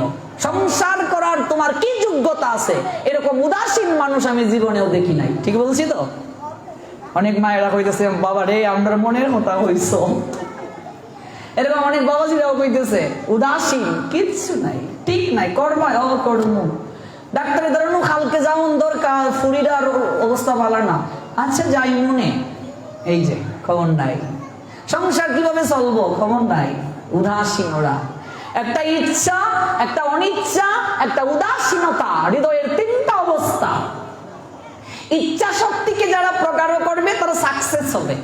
আর যারা অনিচ্ছা করব না, ওরা ডিমোশন। আর যারা উদাসীন ওরা আরো খারাপ। ওরা ইচ্ছাতেও যেতে পারছে না, অনিচ্ছাতেও যেতে পারছে না। ধরি মাছ নাচুই পানি। ওরা বলবে কেন রে এই কাজটা করলাম না, যদি এটা করতাম তাহলে তো আজকে আমার এই দুঃখ হইতো না, এই দুঃখ হইতো না। এই যে উদাসীন, উদাসীন হইও না। উদাস হওয়া বড় খারাপ। এই যে 3টা অবস্থা, মনের 3টা অবস্থা, ইচ্ছা, অনিচ্ছা, উদাসীনতা। হৃদয়ের 2টি অবস্থা, নির্মল, কলুষতা। রিপু 6টা, কামক্রোধ, লোভ, মোহ, মদ, মাৎসর্য। 3 হচ্ছে 3টা কাল, অতীত, বর্তমান, ভবিষ্যৎ।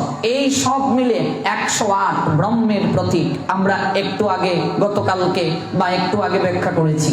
ব্রহ্ম মানে বরহম। আর যুগশাস্ত্র বলছেন এই 318, 18 দুগুণে 36, 3 36 108। এটা যুগশাস্ত্র অনুযায়ী ব্যাখ্যা। এইভাবে আরো প্রচুর ব্যাখ্যা আছে বিভিন্ন শাস্ত্র অনুযায়ী 108 শব্দটি। এই জন্য আমাদের আর্য ঋষিগণ 108 সংখ্যাটিকে বেছে নিয়েছেন। তুলসী পত্র দিতে গেলেও 108, মা দুর্গাকে পদ্ম দিতে গেলেও 108 নীলপদ্ম। এমনকি কুঞ্জু যখন সাজাবে আম পাতা দিতে গেলেও 108টা আম পাতা।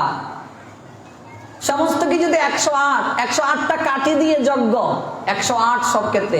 জপমালায় গুটি 108, এই যে 108। এইভাবে কার্তিক মাসে যদি 108টা প্রদীপ দিতে পারো তাহলে আরো বেশি মঙ্গল হবে। দীপাবলিতে দাও, নতুবা ইয়েতে দাও, এই যেদিন গোপাষ্টমী তিথি হবে 108টা বাড়িতে জ্বালিয়ে দিতে পারো, এখানেও জ্বালাতে পারো। আগামীকাল প্রদীপ প্রজ্বলিত হবে কমিটি বৃন্দ অনুরোধ করেছেন আপনারা প্রদীপ মন্দির থেকে সংগ্রহ করবেন, প্রদীপ প্রজ্বলন হবে। এই প্রদীপ প্রজ্বলনের অসীম মহিমা আমরা শ্রবণ করছিলাম, অসীম মহিমা। কেউ যদি প্রদীপকে উস্কেও দেয়, সলতেটাকে উস্কে দেয়, তাহলেও তার অপার কৃপা হয়। পদ্ম পুরাণে শৌনক ঋষি সুত গোস্বামীকে বলেছিলেন, হে সুত, কার্তিক ব্রতের ফল কি? এটা না করলেই বা দোষ কি? তখন সুত গোস্বামী বলছেন, হে মুনি শ্রেষ্ঠ, আমি জৈমিনীর প্রশ্নে ব্যাসদেবকে যা বলতে শুনেছি তাই কেবল আমি বর্ণনা করছি। এই কার্তিক মাসে অবশ্যই নিয়মের মাধ্যমে তাদের দিনকে যাপন করা উচিত। আমরা দেখুন বিগত 6 দিন কার্তিকের বিভিন্ন মহিমা বলছি, আজ শুধু একেবারে সংক্ষেপে উপসংহারটা দেব। অবশ্যই তাকে প্রাতঃ স্নান করতে হবে, অর্থাৎ ব্রাহ্ম মুহূর্তে ভোরবেলা স্নান করতে হবে, করলে অধিক কৃপা হবে। স্নানের মহিমা আমরা শুনেছি। অবশ্যই 1 মাস শারীরিক সংযম থাকতে হবে, অর্থাৎ কোনো প্রকার মৈথুন কার্য অর্থাৎ সেক্সুয়ালিটি করা যাবে না। অবশ্যই এই কার্তিক মাসে কি করতে হবে? আহার সংযম থাকতে হবে, মাছ মাংস খাওয়া যাবে না। সংসারী মানুষ ওরা 8 মাস ভোগ করবে, 4 মাস প্রায়শ্চিত্ত করবে, শ্রাবণ ভাদ্র আশ্বিন কার্তিক চাতুর্মাস্য। তাতেও যদি না পারে, আমাদের আর্য ঋষিগণ এবং শাস্ত্রকারগণ বলছেন 1 মাস তারা কঠিন থেকে কঠিন ত্যাগ করবে কার্তিক মাস। যদি না করে তাহলে সংসারী মানুষদের ক্ষমা নাই, ওরা আরো বেশি কষ্ট পাবে, দুঃখ পাবে। এই কার্তিক মাস হচ্ছে ত্যাগের মাস, শারীরিক ত্যাগ, মানসিক ত্যাগ, স্বামী স্ত্রীকে সংযম থাকতে হবে। এবং এই কার্তিক মাসে কি কি সবজি খাওয়া যাবে না? পটল খাওয়া যাবে না, কাকরুল খাওয়া যাবে না, বরবটি খাওয়া যাবে না, মূলা খাওয়া যাবে না, লাউ খাওয়া যাবে না, পুঁই শাক খাওয়া যাবে না, কলমি শাক খাওয়া যাবে না, বেগুন খাওয়া যাবে না। খাওয়াটা কি? কিছুই খাওয়া যাবে না। এত এত যে খাইছো, 1 মাস না খাও। তো কি কি খাবে? ফুলকপি খাবে, এটা অনেক দাম বেশি, বর্তমানে একটু বাড়িছে। বাঁধাকপি খাইতে পারবাই, কচু খাইতে পারবাই, লতা খাইতে পারবাই, ডেঙ্গা বুঝো ডাটা খাইতে পারবা, লাউয়ের ডগা, এটা আমার অনেকটা প্রিয়। কলার মুসা খাইতে পারবা। তারপর আর কি খাইতে পারবা? আলু খাইতে পারবা, এটা কম্পালসারি সবজি। পেঁপে খাইতে পারবা। তারপরে আর কি খাইতে পারবা? কাঁচা কলা খাইতে পারবা। আর কি? কুমড়া। আর কুমড়ার মাঝে যে হরিভক্তি বিলাস গ্রন্থ বলছে যেগুলোর মাঝে বিচি অধিক সেগুলো না খাওয়াই ভালো। কুমড়াটা এক জায়গায় আবার নিষেধ করা হয়েছে, যেহেতু অতিরিক্ত বিচি থাকে, এটাও বর্জন করাটাই ভালো, বাদ দিয়ে দিন। এগুলো খাওয়া যাবে না 1 মাস না খেয়ে, এই জন্য তো নিয়ম মাস বলা হয়েছে, এটা নিয়ম মাস। এগুলো খাওয়া যাবে না, এগুলো না খেয়ে ভজন করতে হবে। যত বেশি পারো হরিনাম করবে, আরতি করবে, ভোগ ভগবানকে লাগিয়ে প্রসাদ পাবে, তারপর হচ্ছে প্রদীপ প্রজ্বলন করবে। এবং যারা এই কার্যগুলো করবে না তারা অধপতিত হবে। আরো অনেক কষ্টদায়ক কথা বলেছেন, আমি এগুলো বলছি না, আপনাদের মনে কষ্ট হবে। কেউ পালন না করলে কোন জনিতে জন্ম হবে, আমরা এগুলো বলছি না, অধপতিত হবে তারা, আপনাদের মনে কষ্ট আসতে পারে। এবং কেউ যদি এই মাসে ঘৃত অন্ন ভগবানকে দেয়, অনেক ভালো হবে। এই যে আমাদের নিত্য ভোগ হচ্ছে, আমরা যে বাড়িতে আছি 5 বেলা ভোগ হচ্ছে, আপনারা যদি কেউ ভগবানের সেবায় ঘি চান দিতে, সবজি চান দিতে, বৈষ্ণব সেবা অবশ্যই পারেন দিতে। হ্যাঁ, এই লাউয়ের ডগা, কলার মুছা, আপনারাও একদিন প্রসাদ পেয়ে আসলেন, আলু, পেঁপে, কাঁচা কলা ইত্যাদি দিয়ে। মহাপ্রভুর প্রিয় কি কি সবজি জানেন? মহাপ্রভু কি কি খেতে পছন্দ করতেন? শাক খেতে পছন্দ করতেন। সচিমা 33 প্রকার শাক সচিমা আঙ্গিনায় ফলাতেন, শাক। তারপর মহাপ্রভুর প্রিয়, মহাপ্রভু তো বাঙালি, বাঙালি খাবার, কচু প্রিয়, লতা প্রিয় মহাপ্রভুর। তারপর হচ্ছে মহাপ্রভুর সবচেয়ে প্রিয় যেটা হচ্ছে কলার মুছা, কলার মুছা প্রিয়। তারপর হচ্ছে মহাপ্রভুর প্রিয় নালিতা, বুঝো মা? নাইলা শাক, আমরা সিলেটিরা কই, তোমরা কি তা কও? নাইলাই কও, পাট শাক কও। আচ্ছা, নাইলা শাক মহাপ্রভুর খুব প্রিয়। এরপর হচ্ছে কলার বুকুল, বুঝো মা? কলা গাছের ভিতরে পাওয়া যায়, কলা গাছের কাইটে ভিতরে দেখো কলার বুকুল, তোমরা কি তা খাও? আইটে, আচ্ছা ঠিক আছে, একটা হইলেই হইল। ওই কলার মুকুল, এটাও মহাপ্রভুর খুব প্রিয়। 5 তরকারিতে মিষ্টি লাউ ছাড়া মহাপ্রভুর হয় না, কিন্তু এই মাসে খাওয়ান যাইতো না। এগুলো মহাপ্রভুর খুব প্রিয়। এটা হবলতা কিনে টিনা লইয়ে যে ভাই, আমরা লোকে খাই ভাই প্রসাদ। কলার মুকুল, কলার তোর আমরা পাইছি না, নোয়া খালি আইয়া, তোমরা ফাইলে লইয়ে যাও আমরা লেগে। এরপর হচ্ছে ওই যে এগুলো আরো প্রিয় আছে, কচু, কচু তো এগুলো পাওয়া যায়, হাইতেল ভিজি ভাই লতা যে আবার গলা যেটি ধরে এটি আবার নিও না।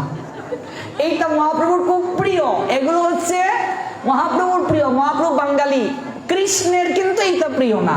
কৃষ্ণ কিন্তু কচু খাইতে ভালো পায় না, কৃষ্ণ কিন্তু লাউ খাইতে ভালো পায় না, এটা কিন্তু আপনারা জানেননি। কৃষ্ণ সবচেয়ে বেশি খাইতে পছন্দ করে মিষ্টি, এটা মিঠা খাওয়া। কৃষ্ণ কখনো নাইলা শাক খায় না, কৃষ্ণ কলার মুসা খাইতে পছন্দ করে না, কৃষ্ণ কখনো লাউ খাইতে পছন্দ করে না, কারণ কৃষ্ণের জন্ম হচ্ছে উত্তর প্রদেশে, ভারতের উত্তর প্রদেশের মানুষ এইটা খায় না।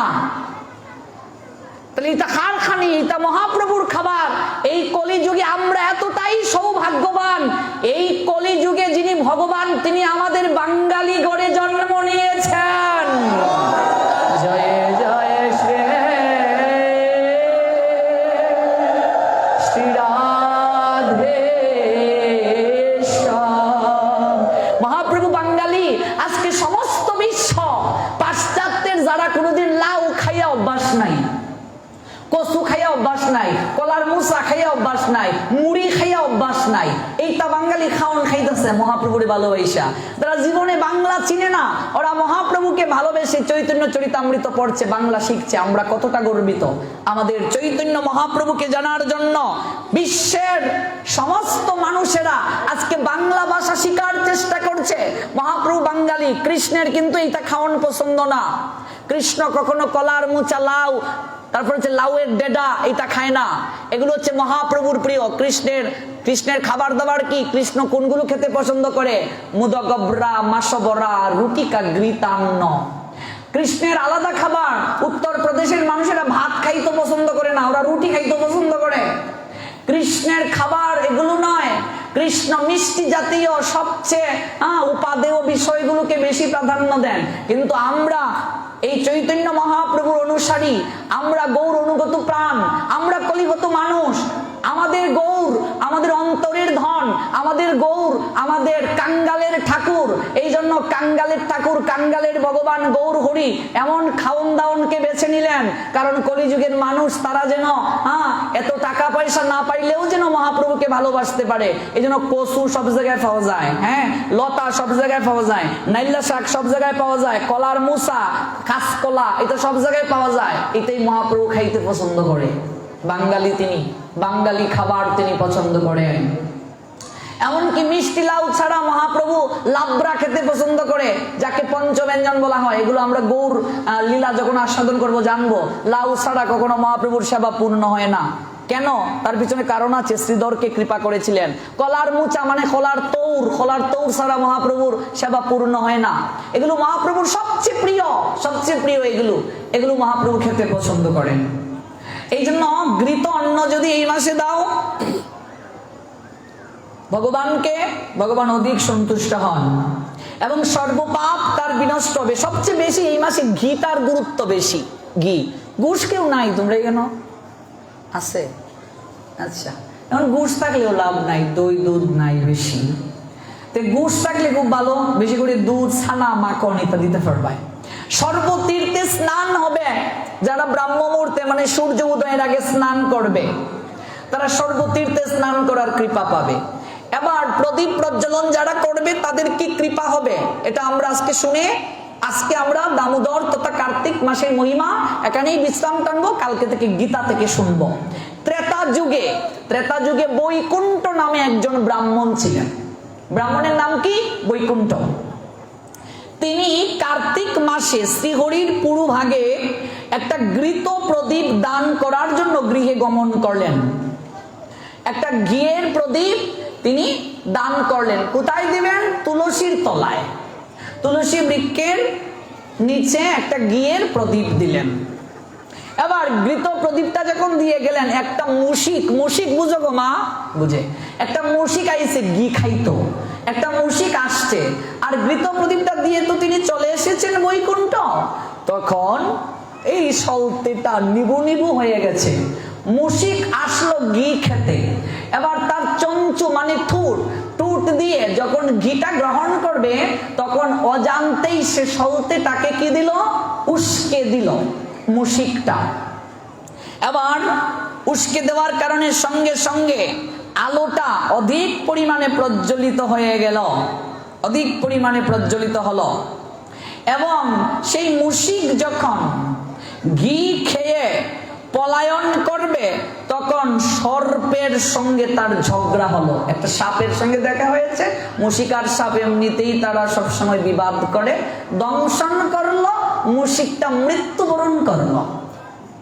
মুশিক যখন মৃত্যুবরণ করলো, যমদূতরা তার আত্মাকে, চিন্ময় দেহটাকে নিয়ে যাচ্ছে রজ্জু দ্বারা বেঁধে। যখন নিয়ে যাবে ঠিক সেই সময় সে বাধা প্রদান করলো। শঙ্খ চক্র গদা পদ্মধারী চতুর্ভুজধারী বিষ্ণুদূতগণ তারা বলছেন, তোমরা কে? আমরা যমদূতেরা। কোথায় নিয়ে যাচ্ছ ওকে? ও অনেক পাপ করেছে, মুশিক কুলে জন্ম নিয়েছে। তাছাড়া ও ঘি খেতে গিয়েছে, ভগবানকে প্রজ্বলিত প্রদীপের ঘি খেতে গিয়েছে, এবং আরো যে পাপ কার্য করেছে তার জন্য তাকে শাস্তি প্রদানের জন্য আমরা নিয়ে যাচ্ছি। বিষ্ণুদূতগণ বলছেন, তোমরা ধর্মরাজের চর, কিন্তু ধর্মরাজ কি তোমাদেরকে শিখাননি কাকে কোথায় নিয়ে যেতে হয়? ওর আত্মাকে আমরা বৈকুণ্ঠে নিয়ে যেতে এসেছি। বলছে, বা হাসালে তো, একটা সামান্য নিচ কুলে মুশিক কুলে জন্ম নেওয়া তাকে তোমরা বিষ্ণুদূতে নিয়ে যাবে? ও জীবনে কি পুণ্য কার্য করলো? বলছে, ও জীবনে কোনোই পুণ্য কার্য করে নাই, একটাই পুণ্য কার্য করেছে, আর সেই পুণ্য কার্যটা কিছুক্ষণ আগে সে করেছে। কি ব্যাপার, কিছুক্ষণ আগে কি পুণ্য কার্য করলো? বলছে, এই মুশিকটা আমাদের ভগবানের উদ্দেশ্যে, আমাদের আরাধ্য প্রভুর উদ্দেশ্যে এই কার্তিক মাসে প্রদীপ প্রজ্বলন করে যখন দেয়া হয়েছে, এবং আমার প্রভুর প্রেয়সী বৃন্দা দেবী তুলসী মহারানী তার সন্তুষ্টির জন্য যখন প্রদীপ দেওয়া হয়েছে, সেই প্রদীপের সলতেটা নিভে যাচ্ছিল, ওই মুশিকটা তার ঠোঁট দ্বারা ওই প্রদীপের সলতেটাকে উস্কে দিয়েছে। উস্কে দেওয়ার কারণে সে যত পাপ কার্য করেছিল সমস্ত পাপ তার চোখের নিমেষেই নষ্ট হয়ে গিয়েছে। আমাদের প্রভু, আমাদের ভগবান বিষ্ণু এতটা করুণাময়, 12 মাসের মাঝে কার্তিক মাসে তিনি অপ্রাকৃত কৃপা বর্ষণ করেন সবার জন্য। সবাই ভগবানকে ভালোবাসে না জগতে, অনেক লোক আছে ভগবানকে ডাকে না, তারাও যেন কৃপা থেকে বঞ্চিত না হয়। এই জন্য আমাদের প্রভু, আমাদের ভগবান বছরের মাঝে একটা মাস তাদেরকে বাম্পার অফার দেন। এটা কি অফার? বাম্পার অফার, যেন তারাও কৃপা থেকে বঞ্চিত না হয়। এই মাসে একটা প্রদীপ যদি কেউ শাস্ত্রের নিয়মে কায় মনোবাক্যে শ্রদ্ধার সঙ্গে ভগবান দামোদরের উদ্দেশ্যে প্রজ্বলন করা হয়, ভগবান শ্রী দামোদর তার কঠিন থেকে কঠিন পাপ অগ্নি দ্বারা দগ্ধীভূত করে তার সমস্ত পাপকে স্খলন করে অন্তিমে তার রাতুল রাঙ্গা চরণে আশ্রয় দেন। জয় জয় শ্রী শ্রী রাধে।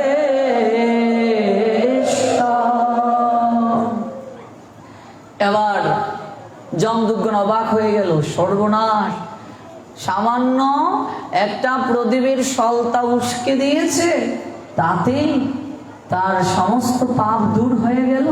এই মাস ভগবানের এতটা প্রিয়, এতটা প্রিয়। যমদূতগণ চলে গেল, বিষ্ণুদূতেরা সেই মুশিকের আত্মাটিকে অত্যন্ত আদর করে, শ্রদ্ধা করে রথে চড়ে ভগবানের নিকটে নিয়ে গেল। কাজে আপনারা শ্রদ্ধা সহকারে প্রদীপ প্রজ্বলন করুন। একটা প্রদীপ শাস্ত্রের নিয়মে যদি আমরা প্রজ্বলন করতে পারি, আমাদের সমস্ত পাপ স্খলিত হবে। তবে সেই প্রদীপ যেন শ্রদ্ধা সহকারে দেখানো হয়, সেই প্রদীপ দেখানোর সময় যেন আমাদের ভক্তি থাকে, সেই প্রদীপ দেখানোর সময় যেন আমাদের মন, আমাদের দেহ, আমাদের চেতনা সমস্ত কিছু যেন ভগবানের চরণে অর্পণ করার বাসনা, অর্পণ করার মনোরথ, অর্পণ করার চেতনা যেন আমাদের উদ্ভাসিত হয়। এত এত প্রদীপ দেখাই, কই আমাদের অবস্থার তো পরিবর্তন হয় না। এত এত প্রদীপ দেখাই, কই আমাদের তো হৃদয়ে অশান্তি যায় না। এত এত প্রদীপ দেখাই, কই আমাদের পাপ দূরীভূত হয় না, সংসারে তো শান্তি আসে না। বুঝতে হবে, ঠিকভাবে প্রদীপ প্রজ্বলন করতে পারছি না, ঠিকভাবে ভগবানের প্রতি শ্রদ্ধা ভক্তি ভালোবাসা জাগ্রত করতে পারছি না। ভক্তবৃন্দ, কার্তিক মাস অতীব গুরুত্বপূর্ণ। আজ নিয়ে 7 দিন আমরা কার্তিকের মহিমা শ্রবণ করলাম।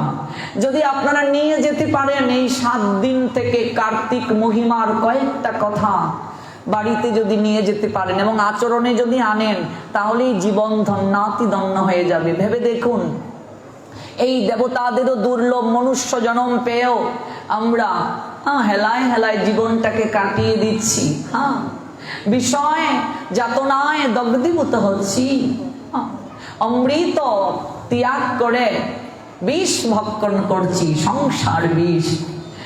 11টা মাস আমরা ঘুম থেকে উঠি না, ভগবানকে আরতি করি না। একটা মাস যদি না করি, আমরা মানুষ না, মানুষ হিসেবে আমরা কখনো নিজেকে গণ্য করতে পারি না। একটা মাস যদি একটু অখাদ্য কুখাদ্য ত্যাগ করতে না পারি, একটা মাস মাছ মাংস তারপর হচ্ছে বিড়ি সিগারেট গাঁজা মদ এগুলো ত্যাগ করতে না পারলে সত্যি দুঃখজনক। একটা মাস শারীরিক যে চাহিদা, এই চাহিদা যদি ত্যাগ করতে না পারি, আমরা মানুষ নয়। এগুলো অবশ্যই আমাদেরকে মানতে হবে, অবশ্যই আমাদের চেষ্টা করতে হবে সংসারের মঙ্গলের জন্য। এমনকি আমাদের জীবনকে যদি মহিমান্বিত করতে চাই, এগুলোর কোনো বিকল্প নেই। আপনারা যারা পালন করেননি কার্তিক মাস, এখনো সময় আছে, অনেক দিন আরো আছে সময়। আগামীকাল থেকেই শুরু করুন ভগবানের নামে। একটু রান্না করুন, একটু ভগবানকে ভোগ নিবেদন করুন, একটু আরতি করুন ভগবানের, একটু সামর্থ্য অনুযায়ী সাধু সেবা করুন। যার যে সামর্থ্য, সেই সামর্থ্য অনুযায়ী একজন সাধুকে, একজন বৈষ্ণবকে সেবা করান, কারণ এই মাসে সাধু সেবা করলে অসীম কৃপা লাভ হয়।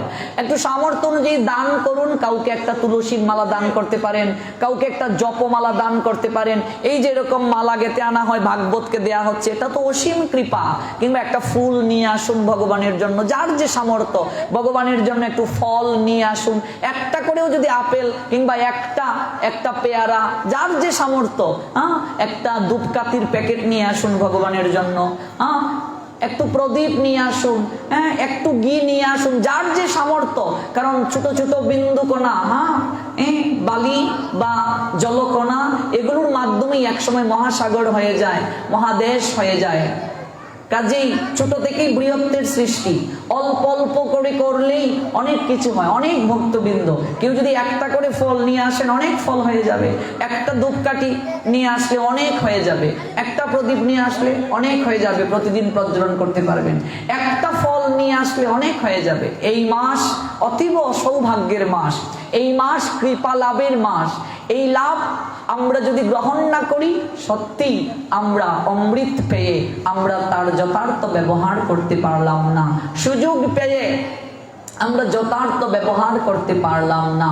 আমরা যদি সংসারে ভালো থাকতে চাই, আমরা যদি আমাদের এই মনুষ্য জীবনটাকে সার্থকতার স্তরে নিতে চাই, আমরা যদি কৃষ্ণ প্রেম ভক্তি লাভ করতে চাই, অবশ্যই অতি অবশ্যই আমাদের এই দামোদর মাস পালন করা প্রয়োজন, এই কার্তিক মাস পালন করা প্রয়োজন।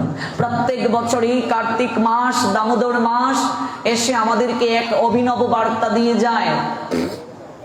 এই মাসে বাৎসল্য প্রেমের পরাকাষ্ঠা যশোমতী মা গোপালকে দড়ি দ্বারা বন্ধন করেছিলেন, যে কারণে এই মাসকে বলা হয় দামোদর মাস। দামোদর, এই দড়ি পাটের দড়ি নয়, এই রশি অন্য কোনো রশি নয়, এটা হচ্ছে বাৎসল্য প্রেমের রশি। প্রত্যেক বছর দামোদর মাস আসে, প্রত্যেক বছর গোপাল আমাদেরকে জানিয়ে দেন, প্রত্যেক বছর গোপাল ঠাকুর আমাদের নিকটে আসেন, ওগো তোমরা কে আমাকে অনুরাগ ভক্তির দড়ি দ্বারা বাঁধবে।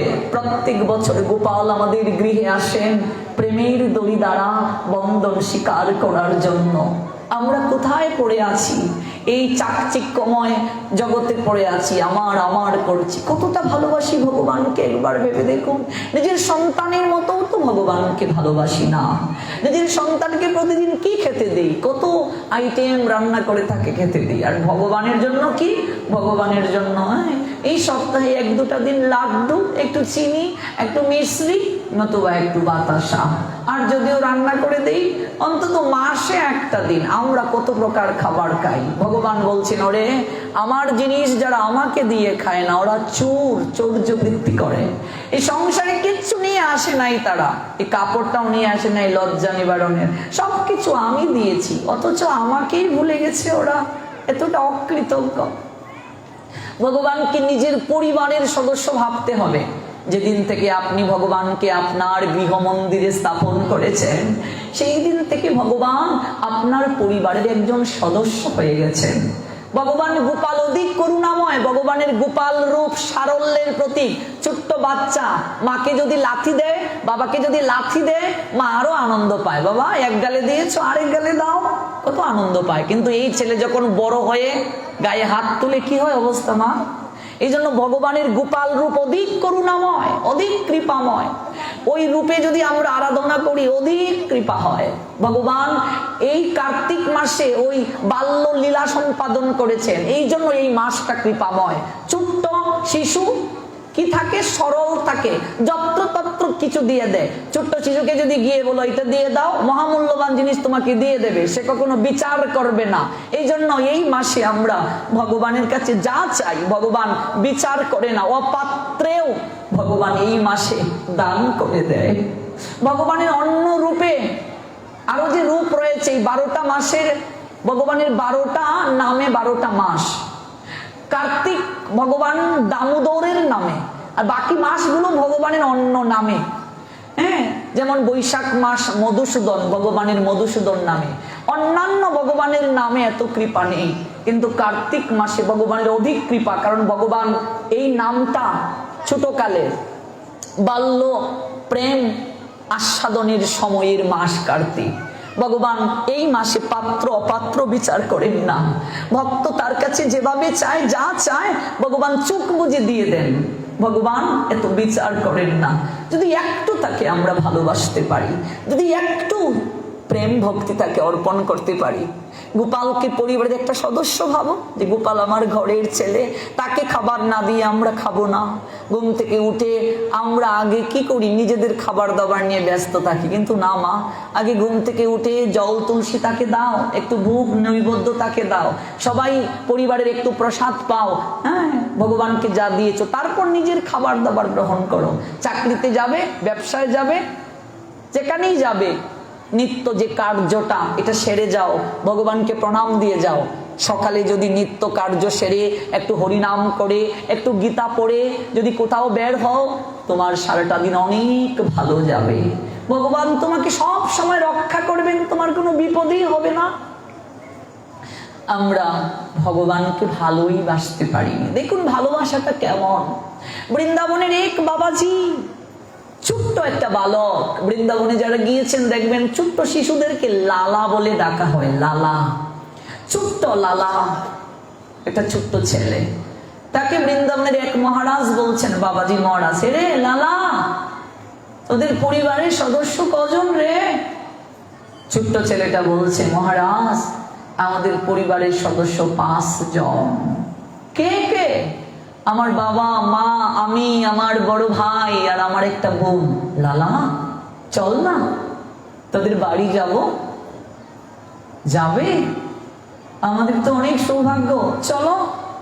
বাবাজি মহারাজকে নিয়ে ছোট্ট লালা বাড়ির দিকে যাত্রা করলো। ঘরে যাওয়ার পরে মা বাবা দেখে অবাক, আরে কত সৌভাগ্য আমাদের, বৈষ্ণবের পদার্পণ গৃহে। দণ্ডবোধ প্রণাম করলেন, আসনে বসতে দিলেন, পাদ প্রক্ষালন করলেন, চরণে ফুল দিলেন, আরতি করলেন, সেবার ব্যবস্থা করলেন। প্রশ্ন করছেন বাবাজি মহারাজ ছোট্ট লালার মা বাবাকে, তোমাদের পরিবারের সদস্য কজন? ছেলেটার বাবা বললো, আমাদের পরিবারের সদস্য 4 জন। 4 জন? তোমার না ছোট ছেলেটা বললো 5 জন সদস্য। বলছে অত ছোট, হয়তো অঙ্কে ভুল করে ফেলেছে। 4 জন কে কে? বলছে আমি, আমার স্ত্রী, যে ছেলেটা আপনাকে নিয়ে আসলো সে, আর আমার একটা মেয়ে। ও যে বললো ওর নাকি আরেকটা বড় ভাই আছে। বলছি না, বড় ভাই আসবে কোত্থেকে? আচ্ছা লালা, তুই না বললি তোর একটা ভাই আছে, কোথায় রে তোর ভাই? ছোট্ট ছেলেটা মহারাজকে হাত ধরে ঠাকুর গড়ি নিয়ে গেল।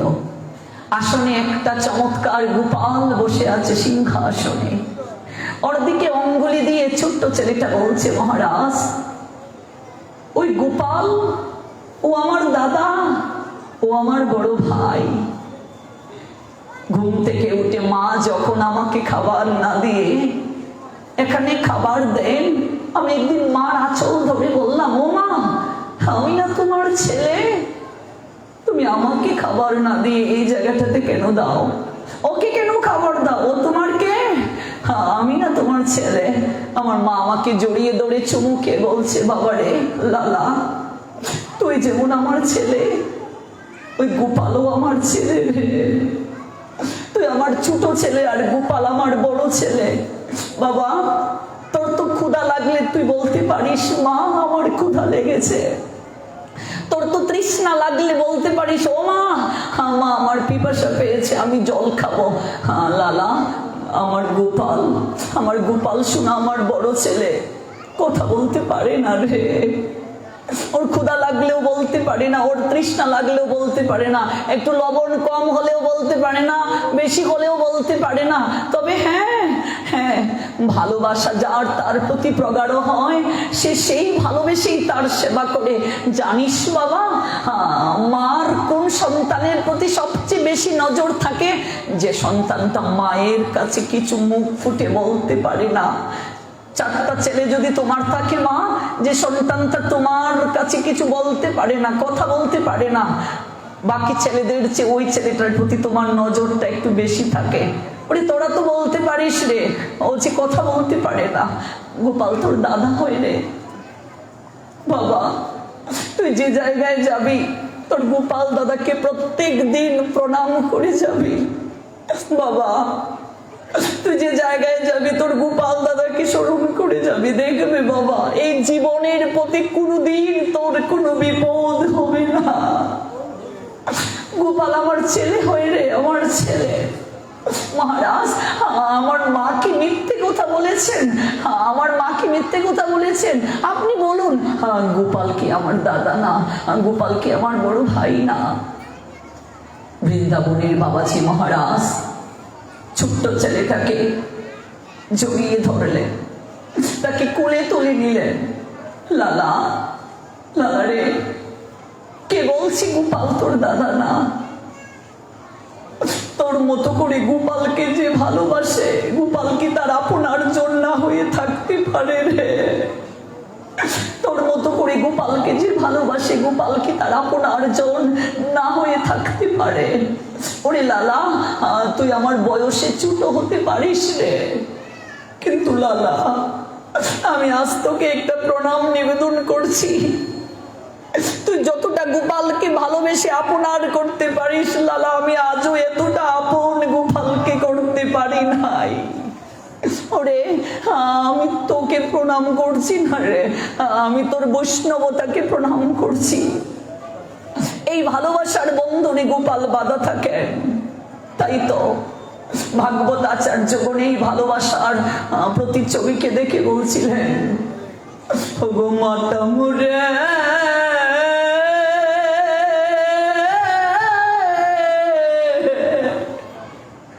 মাতা মুরে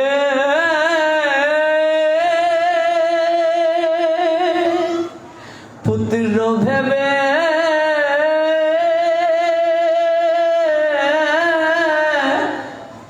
করে গোবন্ধন।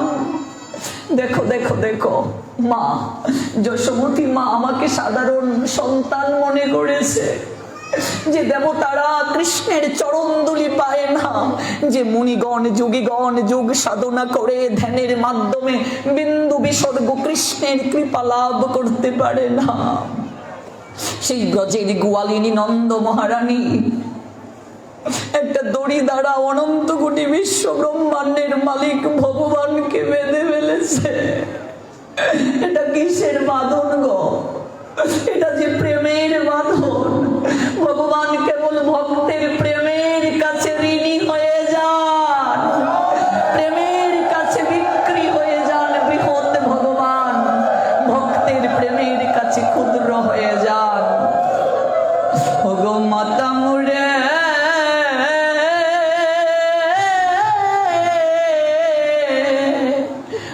রবে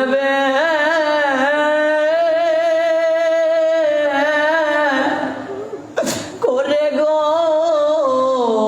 বন্ধন, সকাগন করে মুর স্কন্দে আরোহণ। ওগো বলে কোন বড় লোক তুমি আমি সমান। শ্রীদাম সুদাম সুবল সুমন মধুমঙ্গল, ওরা ওরা আমাকে ভগবান ভাবে না। ওরা এসে বলে রে কানাই, ওরে কানাই, আমরা তোর কাঁধে উঠব রে, আমরা তোর কাঁধে উঠব। আমাদের কৃষ্ণ ভগবান তিনি একটা খেলা আয়োজন করেছেন। দাদা বলাইকে বলছেন, ও দাদা, এই খেলার নিয়ম হচ্ছে যারা হেরে যাবে, হ্যাঁ, তারা যারা জিতবে তাদেরকে কাঁধে করে বৃন্দাবন ঘুরে দেখাতে হবে। ভগবান খেলার মাঝে হেরে যান। এই জগৎ সংসারে আমরা সবাই যার মায়ার কাছে পরাজিত, সেই ভগবান ভক্তের প্রেমের কাছে পরাজিত। তিনি বলাইকে বলছেন, দাদা আমি কেন হেরে যাই জানো? ভক্ত যদি জিতে যায় আমি ভক্তকে আমার কাঁধে নিতে পারবো, আর ভক্তের চরণগুলো এইভাবে ঝুলে থাকবে। আমি আমার এই হস্ত দ্বারা ভক্তের চরণ দুলিকে আমি মস্তকে লেপন করতে পারবো। অবশ্য খাগো